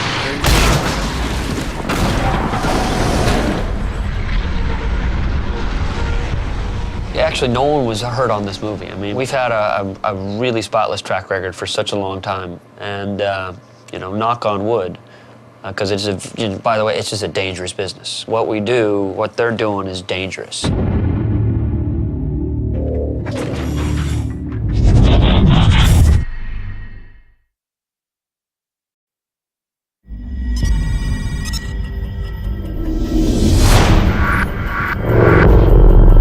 Which one of those do you think was a Decepticon? Maybe one, maybe none. Decepticons are actually very fun, because they're just wicked. It seemed to serve the story better to have military vehicles being the real theme of the Decepticons, as opposed to too many tape decks or a gun or things that were clever and great in the cartoon, but a little bit unfocused for our purposes. Michael has a pretty good relationship with DOD, and so it's kind of interesting that we're using all the military in this movie in the robot form are bad guys. I'll be honest, I had to sort of pitch this to my chain of command in that there's Air Force aircraft as bad guys. All right, ready? And the first two, go, go, first two, go. Because of Michael's relationships in the past and, you know, Armageddon and other films he's done, the thought was that Dealey would get the help of the armed forces in the end. You see, the Air Force cameraman, I keep trying to tell him, turn, let me show you. I'm trying to change the style. See, he's a little rigid. Everything's like this. He looks like that, walks like that, it's rigid. Oh, look, oh, now he's got a little MTV style going. See? By lunch, he's got a little MTV style going. And he loves the military. He knows how to portray the military to make us look good, and so it seemed like a win-win. And people love bad guys. The fact is, I mean, what's cooler than Darth Vader? I've always been like some of the first to shoot military hardware. In Armageddon, I was the first to shoot the B-2 bomber. Then this movie was the F-22s, which are the new $130 million amazing stealth fighters. Starscream was an F-15 Air Force jet back in the early cartoon days. And back then, the F-15 in the 80s was the quickest and the fastest and the baddest thing around. Well, fast forward 25 years, the F-22 is now that aircraft. Rolling. And roll cameras. Roll cameras. Ready and action.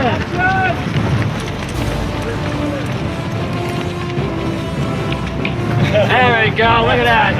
All right, let's do that again. Reset. Very good work, everybody. Reset. Let's do that one more time. What the Air Force has done in this show is shown us all of the good toys. Brandy new stuff that really hasn't even been put into the field yet. Is there any hand signals that the crew guys in the front give? Anything you give at all? Any hand signals? All right, I want to do some hand signals. We're going to come right by you. Guys, go back to the crew. What kind of signals do you guys give? That aircraft is it's just phenomenal what it can do. There's war games they play where they'll send, 3 or 4 of those things out against 20 or so current F-15, F-16s, and it's not even a contest. Target ID. They can fire at enemies that are beyond the curvature of the Earth. They can track and fire on things that are 270 miles away. So those guys are dead before they're even within visual contact of that plane. So it's just very fitting that Starscream, who's the air commander and second in command, takes that form of literally the baddest weapon system in the world right now. We have Blackout, which is a MH-53 helicopter. It's a gigantic troop transport, mean-looking helicopter. Just looks badass, like the Cobras are kind of slight, yeah, they carry a lot of firepower, but as far as just looking big and menacing, the Sea Stallion was like the logical choice.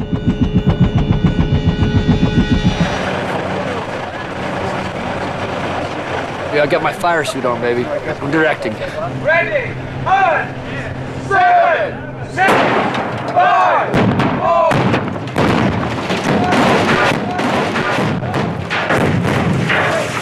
I can't think of anything remotely this huge that the Air Force has been involved with, not only in screen time, but just the amount of aircraft and people and shooting on bases and everything that we've done. What we're going to want to do is we want to stack you guys up. So with long lens, we'll make you look very close. You know what I'm saying? So we'll put you kind of like this of each other. Like a little bit over there and that a little bit. We're stacked up with the sun, okay? Coming over the tower. About 300. The tower is actually a good place to come. Airbus, Osprey 17, do you want airplane mode or conversion mode on this? Left. Correction, right. Right. To me. Come on. Right. To me. Right. Oh, yeah, baby. Right in the golden glow. Lower. Yeah. Bring him down. Send him away. Turn him around. Bring him down. Another pass. Take it around. Alright, we don't know where you are, Well, I was also the first to use the Ospreys, which are for extracting soldiers. It's kind of like a helicopter plane. It's like these gigantic helicopter blades. Looks very dangerous, if you ask me. And they actually rotate down and become gigantic propellers that angle forward and can go about 300-something miles an hour. Come back, please. Awesome. Warthogs were a very interesting kind of plane because it's kind of eerie because they get very low and they're just got this whine to it. Are they coming, Josh? They are.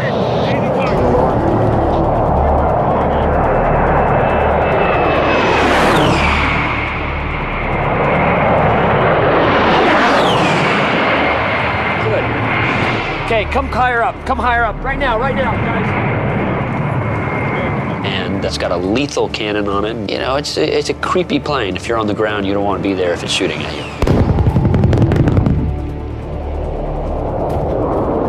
The military gave us the use of the Spooky, which is a C-130, specially equipped, like 18 guns. It's a thing they use to shoot Taliban in Afghanistan. It's a vicious old plane, but it's very lethal. The 49th Fighter Wing at Holloman is the home of the stealth fighter, the F-117 Nighthawk. Well, they scrambled the stealth fighter, like 50 of them staged there, so we had them all rolling around, and it was crazy.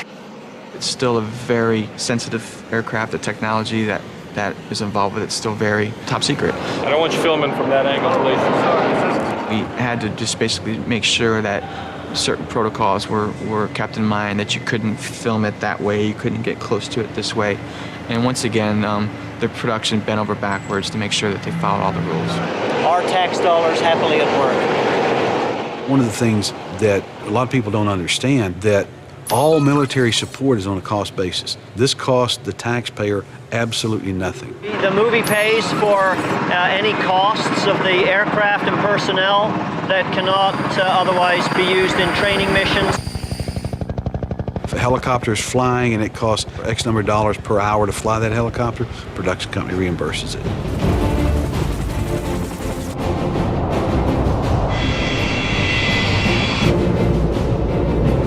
Technology that the government allowed us to be around and some of the tools they allowed us to use, you wouldn't be able to get anywhere else in the world. These are target practice tanks. What they do is, this one is a mock-up of a fake foreign tank. So their targeting systems can pick out friend and foe. When they shoot them in the missile test range. At Holloman, they have what's known as a tank graveyard, and there's probably 1,000 tanks and self-propelled artillery pieces and stuff like that. And the first time I took Michael in there, he was like a kid at Christmas. It was like, can I have that? Can I have that? Can I burn that? Can I blow that up? You know, absolutely, anything you want. Which one do you like the least? The least?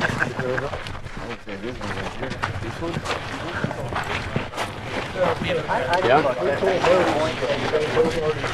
Because you want to burn it?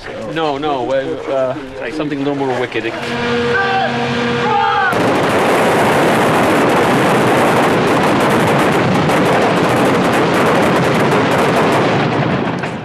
Anything? Yeah, all right. Peace. Peace. And violence. Yeah.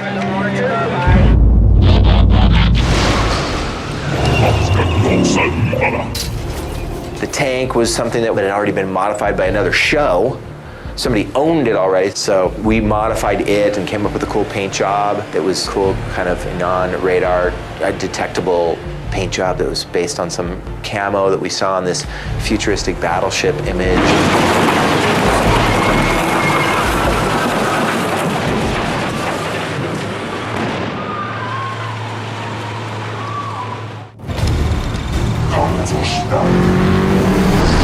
We found on the internet this minesweeper that the military uses. They send to Iraq, and it's very cool. It's called a Buffalo, but we call it Bone Crusher. How fast does that bone crusher go, by the way? 50. It must take forever to get there, right? The image that they used to promote this vehicle had this shot of this arm extended and this big multi-tined fork foreground in the shot, and we finally get the data on this machine, and it turns out that this fork is like 14 inches wide, and they totally cheated the whole thing in Photoshop. This giant thing coming at you, you know, that looks like it could lift up a bus, is like this big. We're like, what the? You know, so we basically made this appliance that goes over the existing one that more replicates the version of the machine that we had been reacting to. Originally, the police car was an Autobot. It seems like, to keep with our theme of all the Decepticons seem to take on the disguises of authoritarian vehicles, military jet, tank, a police car. It seemed like a good change. So barricades in there as a police car. Slide the headlight forward and then bring the other arm over, overtake the headlight. So the idea being to start the light a little. Barricade is a really fun character. He's wicked mean. Okay, all right.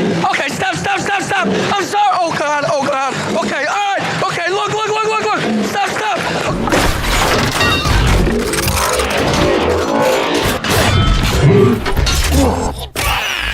One of the first thoughts we had, of course, was to include Soundwave and the Decepticons. And as in our first draft, we actually did have Soundwave. We started to realize that we were not really servicing that character in a way that was going to make us or fans happy. And so we said, rather than doing it wrong, let's actually create a character who is a distant cousin of Soundwave's. And that's how Frenzy was born. Frenzy is a boombox that transforms in this wicked little 3-foot-tall, vicious-looking robot. This was something that I invented. We did an animated frenzy. We wanted to see, did facial studies on how his eye stalks moved and how his mouth moved and how his mask came out of this little boom box, you know, so we did some exploration with that. We started with the computer design puppet, and we had to go back and retrofit and make those things that look mechanical in design actually be mechanical, take it apart and kind of work backwards. What they'll do with the full-size mechanical version of this is that when you bring it into the set under the lighting conditions, it's also going to help out with the CGI guys so they can see how an actual real item would react in that environment. 1, 2, 3. Mostly it's something to interact with the actors because they would have to be fighting against nothing. Quick, you gotta learn like quick. It's from the Robot Spring Collection. It's real nice. It's a new scarf. DreamWorks bought me. I just put it on when I get cold outside. That's all that this is.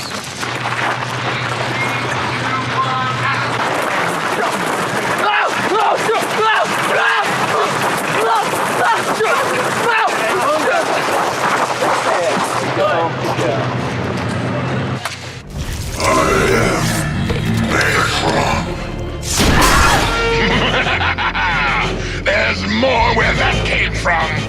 Megatron was represented as a pistol, a very realistic looking pistol that in Japan actually shot little pellets. That mechanism didn't work in the US, but that worked well for a villain in the 80s. For us, we didn't want anyone shrinking, particularly the bad guy. We realized that for him to do that would be the equivalent of Darth Vader turning into his own lightsaber and having someone else swing him around. It's a movie. You have to update. To keep it in the 80s, that'd be great for the 25 of you on the internet. You know, but for the world, it's like, you cannot have Megatron as a gun. Join them in extinction! Megatron transforms into kind of an alien plane. Because he's the most arrogant and vain of the whole thing, and because he doesn't have to really hide. He's one of the only Decepticons who actually goes from his protoform right into his alien jet protoform. What came up was just designing this kind of alien craft, which would hearken to what is happening on Cybertron. So this was a way to show how truly foreign these guys are.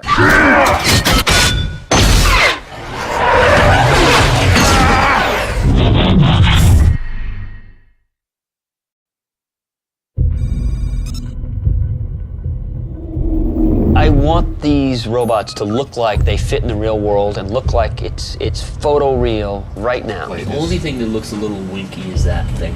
It just looks like a... Too thin? Yeah, it just looks like surgery equipment. All right, cool. Okay, guys, that's about all the time. It's 12 Well, o'clock. Time to go. Time to go. Time to One go. more thing right here. I got a lot more to do. You can't abuse me. You're abusing me. It's abusing my time. That was the plan. You're taking advantage. So in terms of our effects, we had Industrial Lights and Magic that were heading up Transformers, and we had Digital Domain, which is an effects company that I recently purchased. Both companies did the work for this movie.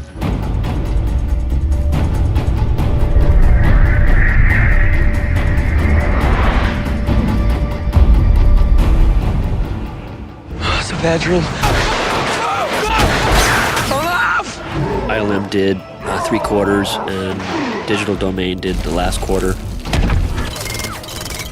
For us in the visual effects world, having giant robots to animate had a lot of really great potential, something to really look forward to. They assembled a great team up there. I heard we were the show that everyone wanted to be on because there were just tons of Transformer geeks. So it was like a mob session to get onto this show. I thought I was a huge fan, but some of the people I've met here since we got the project just, blow me away. You know, compared to some people out there, my collection is nothing. There's people who have 10 times what I have. I'd estimate I have about 600 or 700, I think. Working on this movie has been this great full circle experience for me, going from playing with the toys as a kid to getting to be a part of the movie version. Once we're awarded the job, we start developing what the robots really will look like. What are all the pieces going to look like? And we start having modelers here at our place start modeling those things because it takes a good 4, 5, 6 months to build one robot. Michael wanted a level of realism that required us to go much, much, much further with the complexity of the robots. For instance, I've got a little transformer that's on my desk. He has 51 pieces in him. Our Optimus in the movie has 10,108 parts. that all have to be handmade. It's in the computer, but it gives you some idea of the level of complexity. They take photographs of real automotive parts and they kind of scale things in. All the Decepticons and Autobots together were about 60,000 pieces that all had to move. If the frame has 3 robots in it, it takes 38 hours to render 1 frame of film.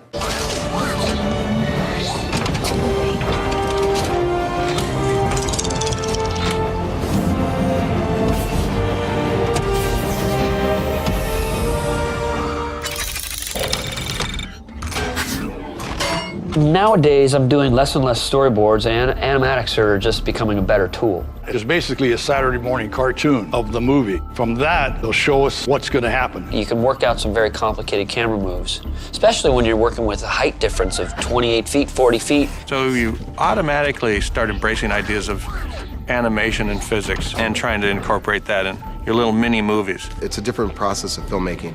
This is the first film with Michael Bay that I've actually worked on where the animatics carry as much weight as the script.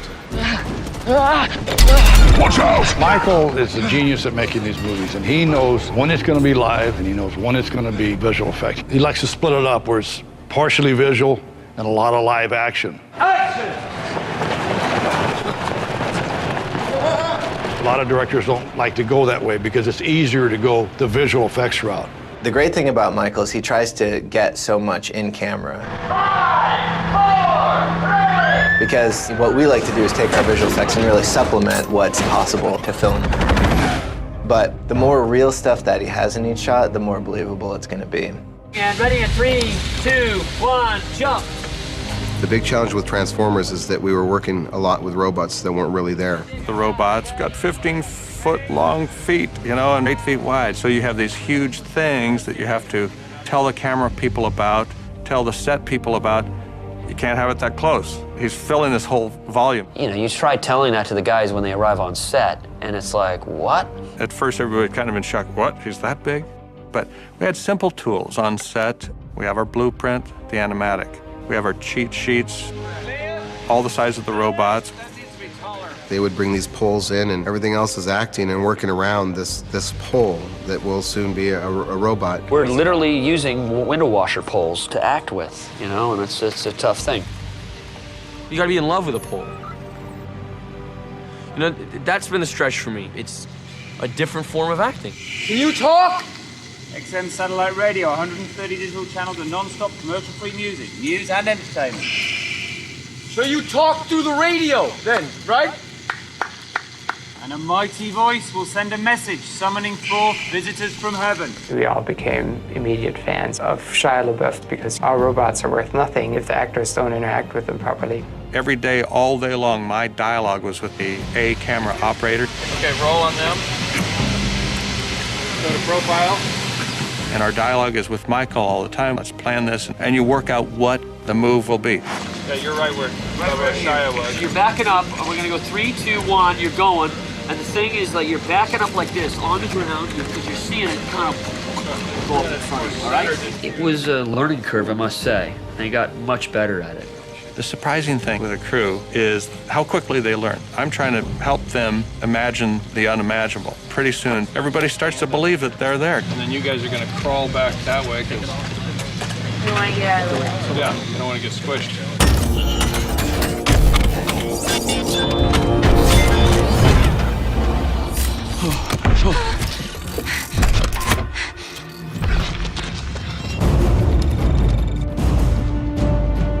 Michael was very insistent about the robots being energetic and being able to do all these acrobatic stunts.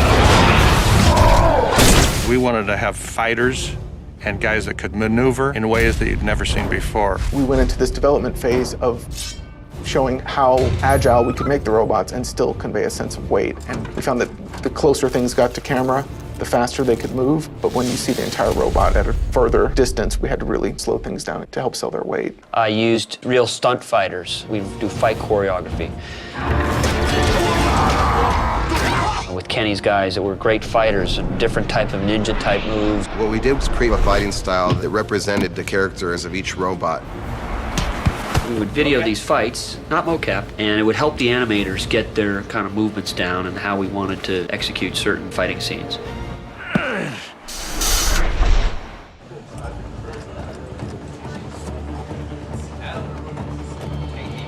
more than anyone, the animators are so involved in bringing these characters to life. And the nice thing is, Michael is open to feedback. I'd give him a lot of freedom.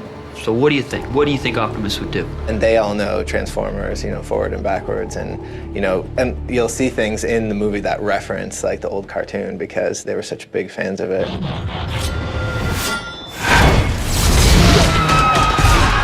Come on, Decepticon, punk! We've learned Earth's languages through the World Wide Web. We had to get into Michael's head about who these characters were. Believe it or not, it's very hard to animate any type of emotion from a robot if you don't have things that move. Michael stressed to us how important it was to get the performance to read in the eyes. The majority of the performance is sold in the eyes. The more we added, it just made it more real and felt like there's a soul in there. My name is Optimus Prime. We are autonomous robotic organisms from the planet Cybertron.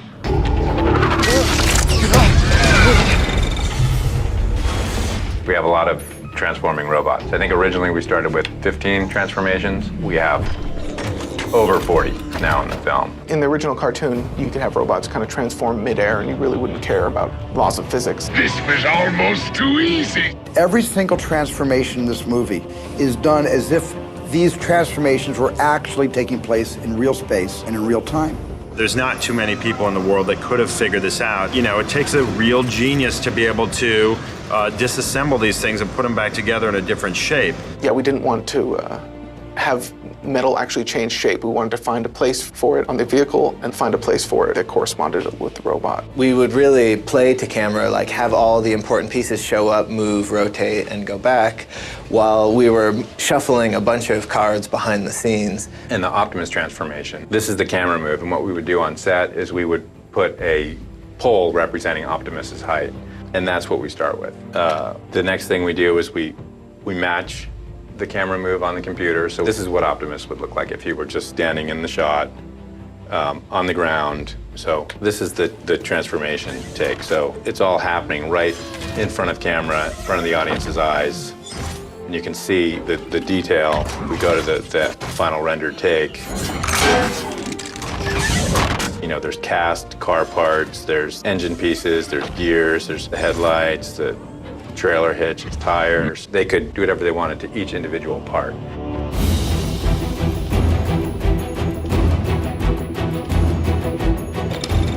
Friends of mine that are not in this business are always kind of nonplussed when I tell them that we have to, in a computer, completely recreate every single situation that we're shooting in. What that means is our match mover, he's got to be able to come back here and completely reconstruct that in the computer because the computer doesn't know where anything is. We have spatial marks out on this area, and then Duncan, of course, measures each one later on. We know exactly where these spots were because we have to rebuild it wherever he makes contact with either the ground or the objects around it. So when you see these guys stand on things and sit on things and bang against things, even the buildings that are, 10 stories tall all have to be mapped and measured on set. There's a lot involved in making these vehicles and robots look real. We would go out and take pictures of the tire tread. The treads on our Optimus are the same as the treads on the real truck, and the detail down to the smallest bolt or the engine block, all that stuff. We were very meticulous. You want to see a car driving down the road and see it transform and watch it and say, well, those are real car parts. And to me, that's always the most fun and most challenging thing is, can we make this stuff look real? We did huge packages of texture reference and abrasion reference for even the robots internally, because we didn't want them to be so squeaky clean that they were uninteresting. So on his hand, the surface was perfectly smooth, and then we add in these scratches and nicks and dings. The hardest part about this film is we don't have real robots, we have real cars, and the real cars, they're buffing. You look at a real car that's just been washed and polished and shined up, and it almost looks like a CG car. So the hard part was trying to find a balance of dirt and aging to add to the robots that didn't make it look implausible that they could have come from this very clean car. So all the car paints have multiple layers. They have a colorful layer, which is right here. You see yellow reflections in here, but there's also a clear coat on top of it, which is supposed to protect it, but it also gives you a really white reflection. So you always see a colorful reflection next to a white reflection. Probably 2 years ago, we couldn't do this movie because of lighting and ray tracing, which is a way you light things. We spend a lot of time getting the lighting right. It's very complicated to get all the specularity. Because I'm a lighting buff, you know, and especially shooting so many car commercials. I would give dissertations at ILM of like, okay, if you see a car, it's gonna have a hot spot, it's got flat here, it's got more hot spots, it's got a long highlight there, and it's very confusing when you look at it. It's not like just one soft light on the car. So they had to really invent how to light these things so complicated to make them look like they're moving, and it's like reflecting car parts in a real world. And so we're always trying to add that in, and we're trying to give that sort of look to our robots, and adding glints and what he calls pings, you know, where you highlight certain areas. These tiny little lights that are being reflected in the surfaces is what he's after. That was so interesting for us that I think most of us lighting people became road hazards because we're driving around looking at other cars. The robots are shiny. They have glass, they have metal, they have painted surfaces. The entire environment has to reflect. So every single shot has an environment recorded for it that gets now projected onto the robot. Otherwise, it will look phony baloney. We apply everything that we've gathered from set, which is really high-resolution environments, and everything is being reflected in the car panels. And obviously, these robots are moving around a lot, so we're getting a lot of reflective play on the surfaces. And there are major light sources in here, from the headlights, there's the overhead balloon, there are the eyeballs in there, which have to be glowy, the blinking lights. We have the blinker right here, and then the face and his mouth talking is being reflected in the hood of the car. And that is what really sells it at the end. That's sort of the icing on the cake for us. Our job and our task to create the illusion that everything was just shot on the same day, and that, you know, these robots who aren't even real were there. ILM is known for its really fabulous level of compositing. And these guys just look at the shot as artists all day long, judging whether or not that thing looks like it's really in there. We start with a background plate, obviously, that's shot in production, and then we take computer-generated elements and we add them to the shot. Michael is the type of guy that wants to shoot things messy, which I love, because you shoot the explosions or all the debris or anything on set. It makes it harder for us, but it's real. So let's say the bomb goes off next to the robot. We have to model the robot, but then we have to pull out that debris out of the plate and put him in there behind it, because he's got to fit into the background, but behind that debris that might be going. It's very much a process for the compositor to get in there and make everything feel real again. And that's what those guys do. They attack the shot and take it to the point where it's finished. We shot a plate of the real helicopter, but in this case, it ended up being easier just to remove that helicopter. This is what the background plate was. We essentially removed the real helicopter and then replaced it with our own. So here, the compositor has actually added in the helicopter, layered the soldiers back over the top, added in some bullet hits for when the soldiers actually fire and hit blackout, and then enhanced muzzle flashes in some cases to try to just bring out the visual excitement of the scene. And then in the background here, where we had, you know, previously a blank tarmac, we've added more soldiers and just more firing as a texture of excitement, just to make it look like they're hitting them sort of with everything they've got. My God.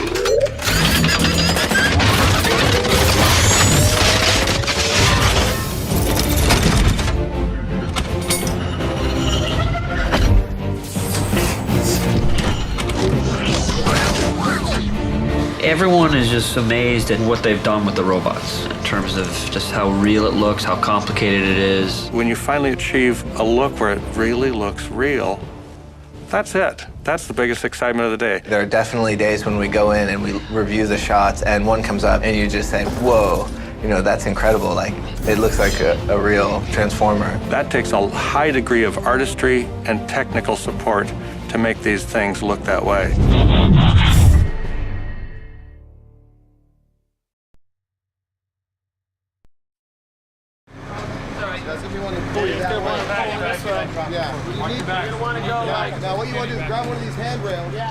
My cameo was Megatron plucking me out of a Mercedes. Mike, do we not need to damage the car a little bit? Because he's just been stomped on, right? I would damage a little bit. Why? Well, because we haven't done anything to it yet. I know. Right here. Down, down.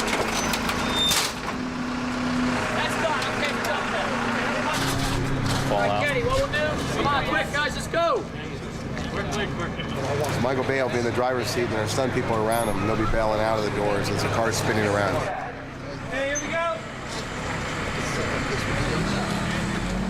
String them up, baby, string them up. Okay, gun up in the air. Picture. Okay, stand by, please. Is that good? Is that good for camera?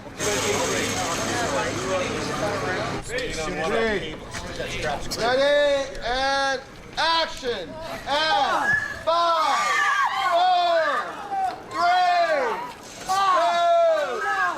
1. Shut up!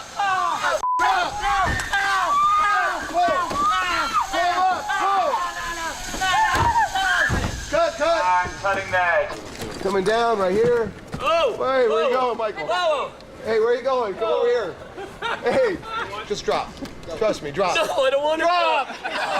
No! Trust me. You gotta drop sometime. Good job. This is the best day on set so far, period. That's it. Nothing else to say. This is complete vengeance. I'm in a complete vengeance mode. I'm not jumping. All right, what else are the other angles? That really worked well. Yeah. Do you want one more angle? One more. 5, 4, 3, 2, 1. Shut up.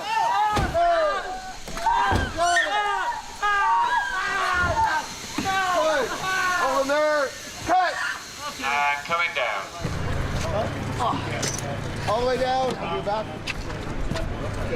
How was that? Good. Is that good? Good job. It was a very expensive shot, but I cut it out of the movie though, and he's supposed to fling me. I mean, that would have been funny. Humans don't deserve to live.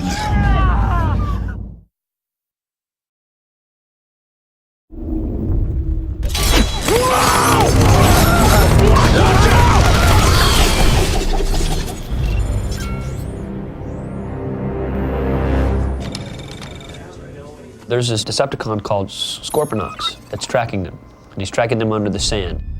It's Jaws, but it's in the desert. And we were actually looking through one of the books of all the characters, and we kind of went to, hey, there's a scorpion in the desert. And Scorponok is perfect too because he's also sort of different than the other Decepticons. He doesn't particularly turn into a vehicle or whatever. His form is very much about the environment.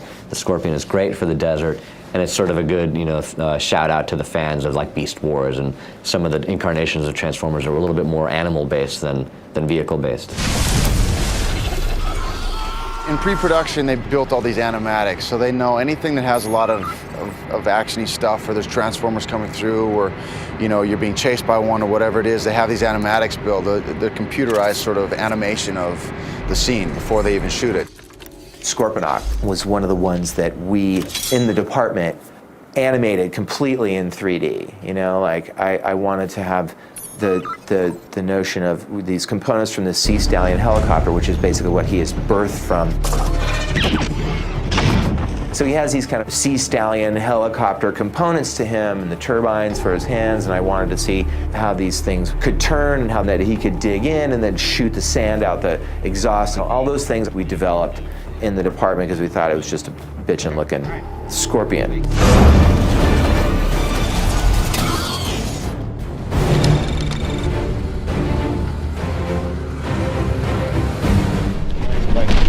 Like these, but there were some that didn't look, they were taller than that. These are target practice? Right now we're at Holloman Air Force Base in Alamogordo, New Mexico. It's actually a very active military base because they do a lot of support work for the war effort in Iraq right now. Since it's a missile range, everywhere you go, there's the chance of live ordnance. You go to this fence on the Scout, and it says, don't walk in. Live ordnance could be possible, unexploded bombs, blah, blah, blah. And I'm like, okay. So we step over the fence, and it was weird walking. And I kept walking, but looking down. And so we actually had a minesweeper clear when we shot there for a good 5 acres. You see a little bit of go, and then the two mandibles. Kenny, move over this way. Yeah. But the idea that they bust through and then the wire pulls them away, Probably no matter what, you want them on, either side. And let's, it'd be nice, whatever he does, it should be small and build, like a crescendo. We are on Holloman Missile Range. Don't pick up anything with a red tip or that looks like a bomb.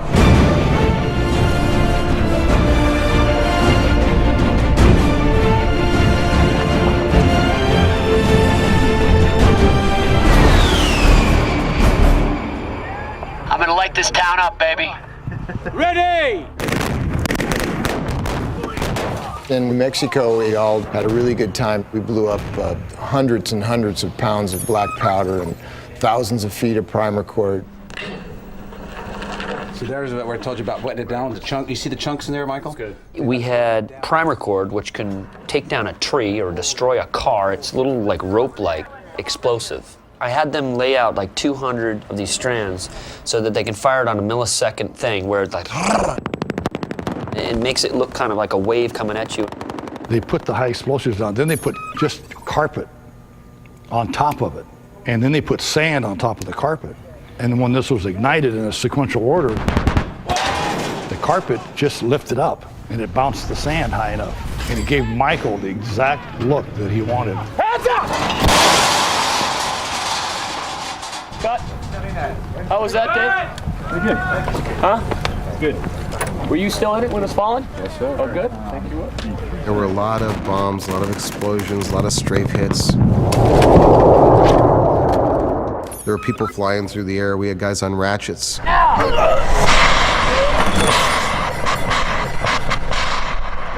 So what happens in this shot, besides me squinting like crazy, is Scorponok is running through the ground. Do. Of course, I'm not the smartest ranger, so I'm looking around. He's right behind me. Thunk, right through the chest, and then clunk, takes me back and eats me. Apparently, Decepticons eat children. Ta-da!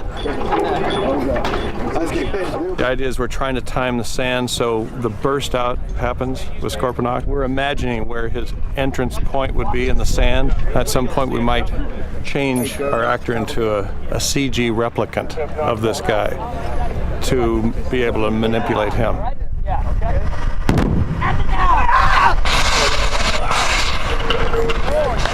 That was cool. That was cool.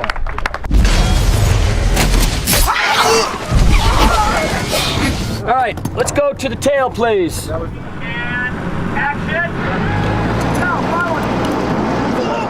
Michael wanted a Scorponok's tail slithering through the sand.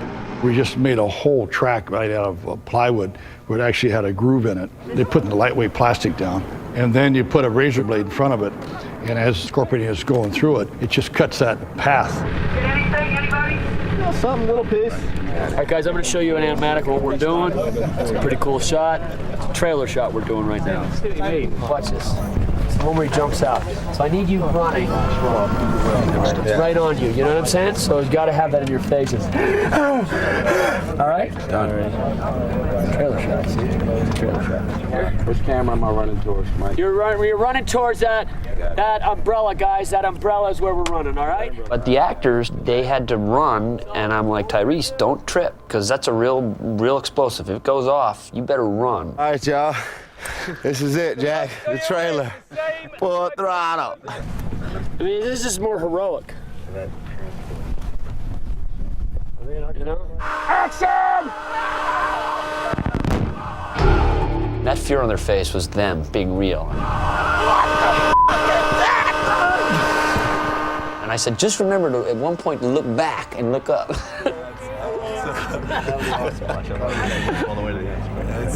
Were you still screaming? Oh yeah, you better believe it. That's great. I think That I was broke really my back. good. Did you get anything? That's how we do it, baby.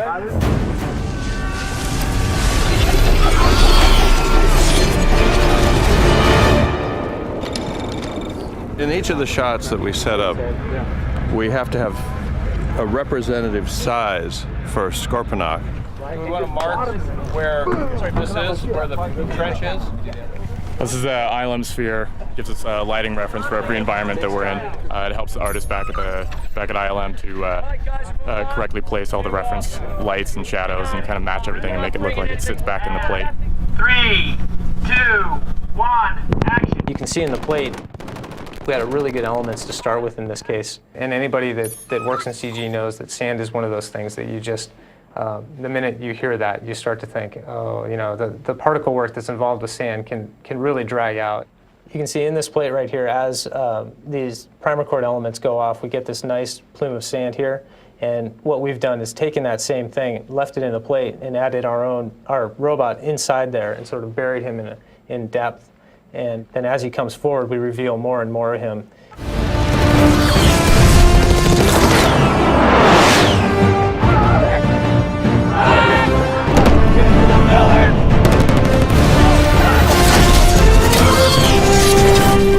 Oh, what is that? You know, it's not a bad job.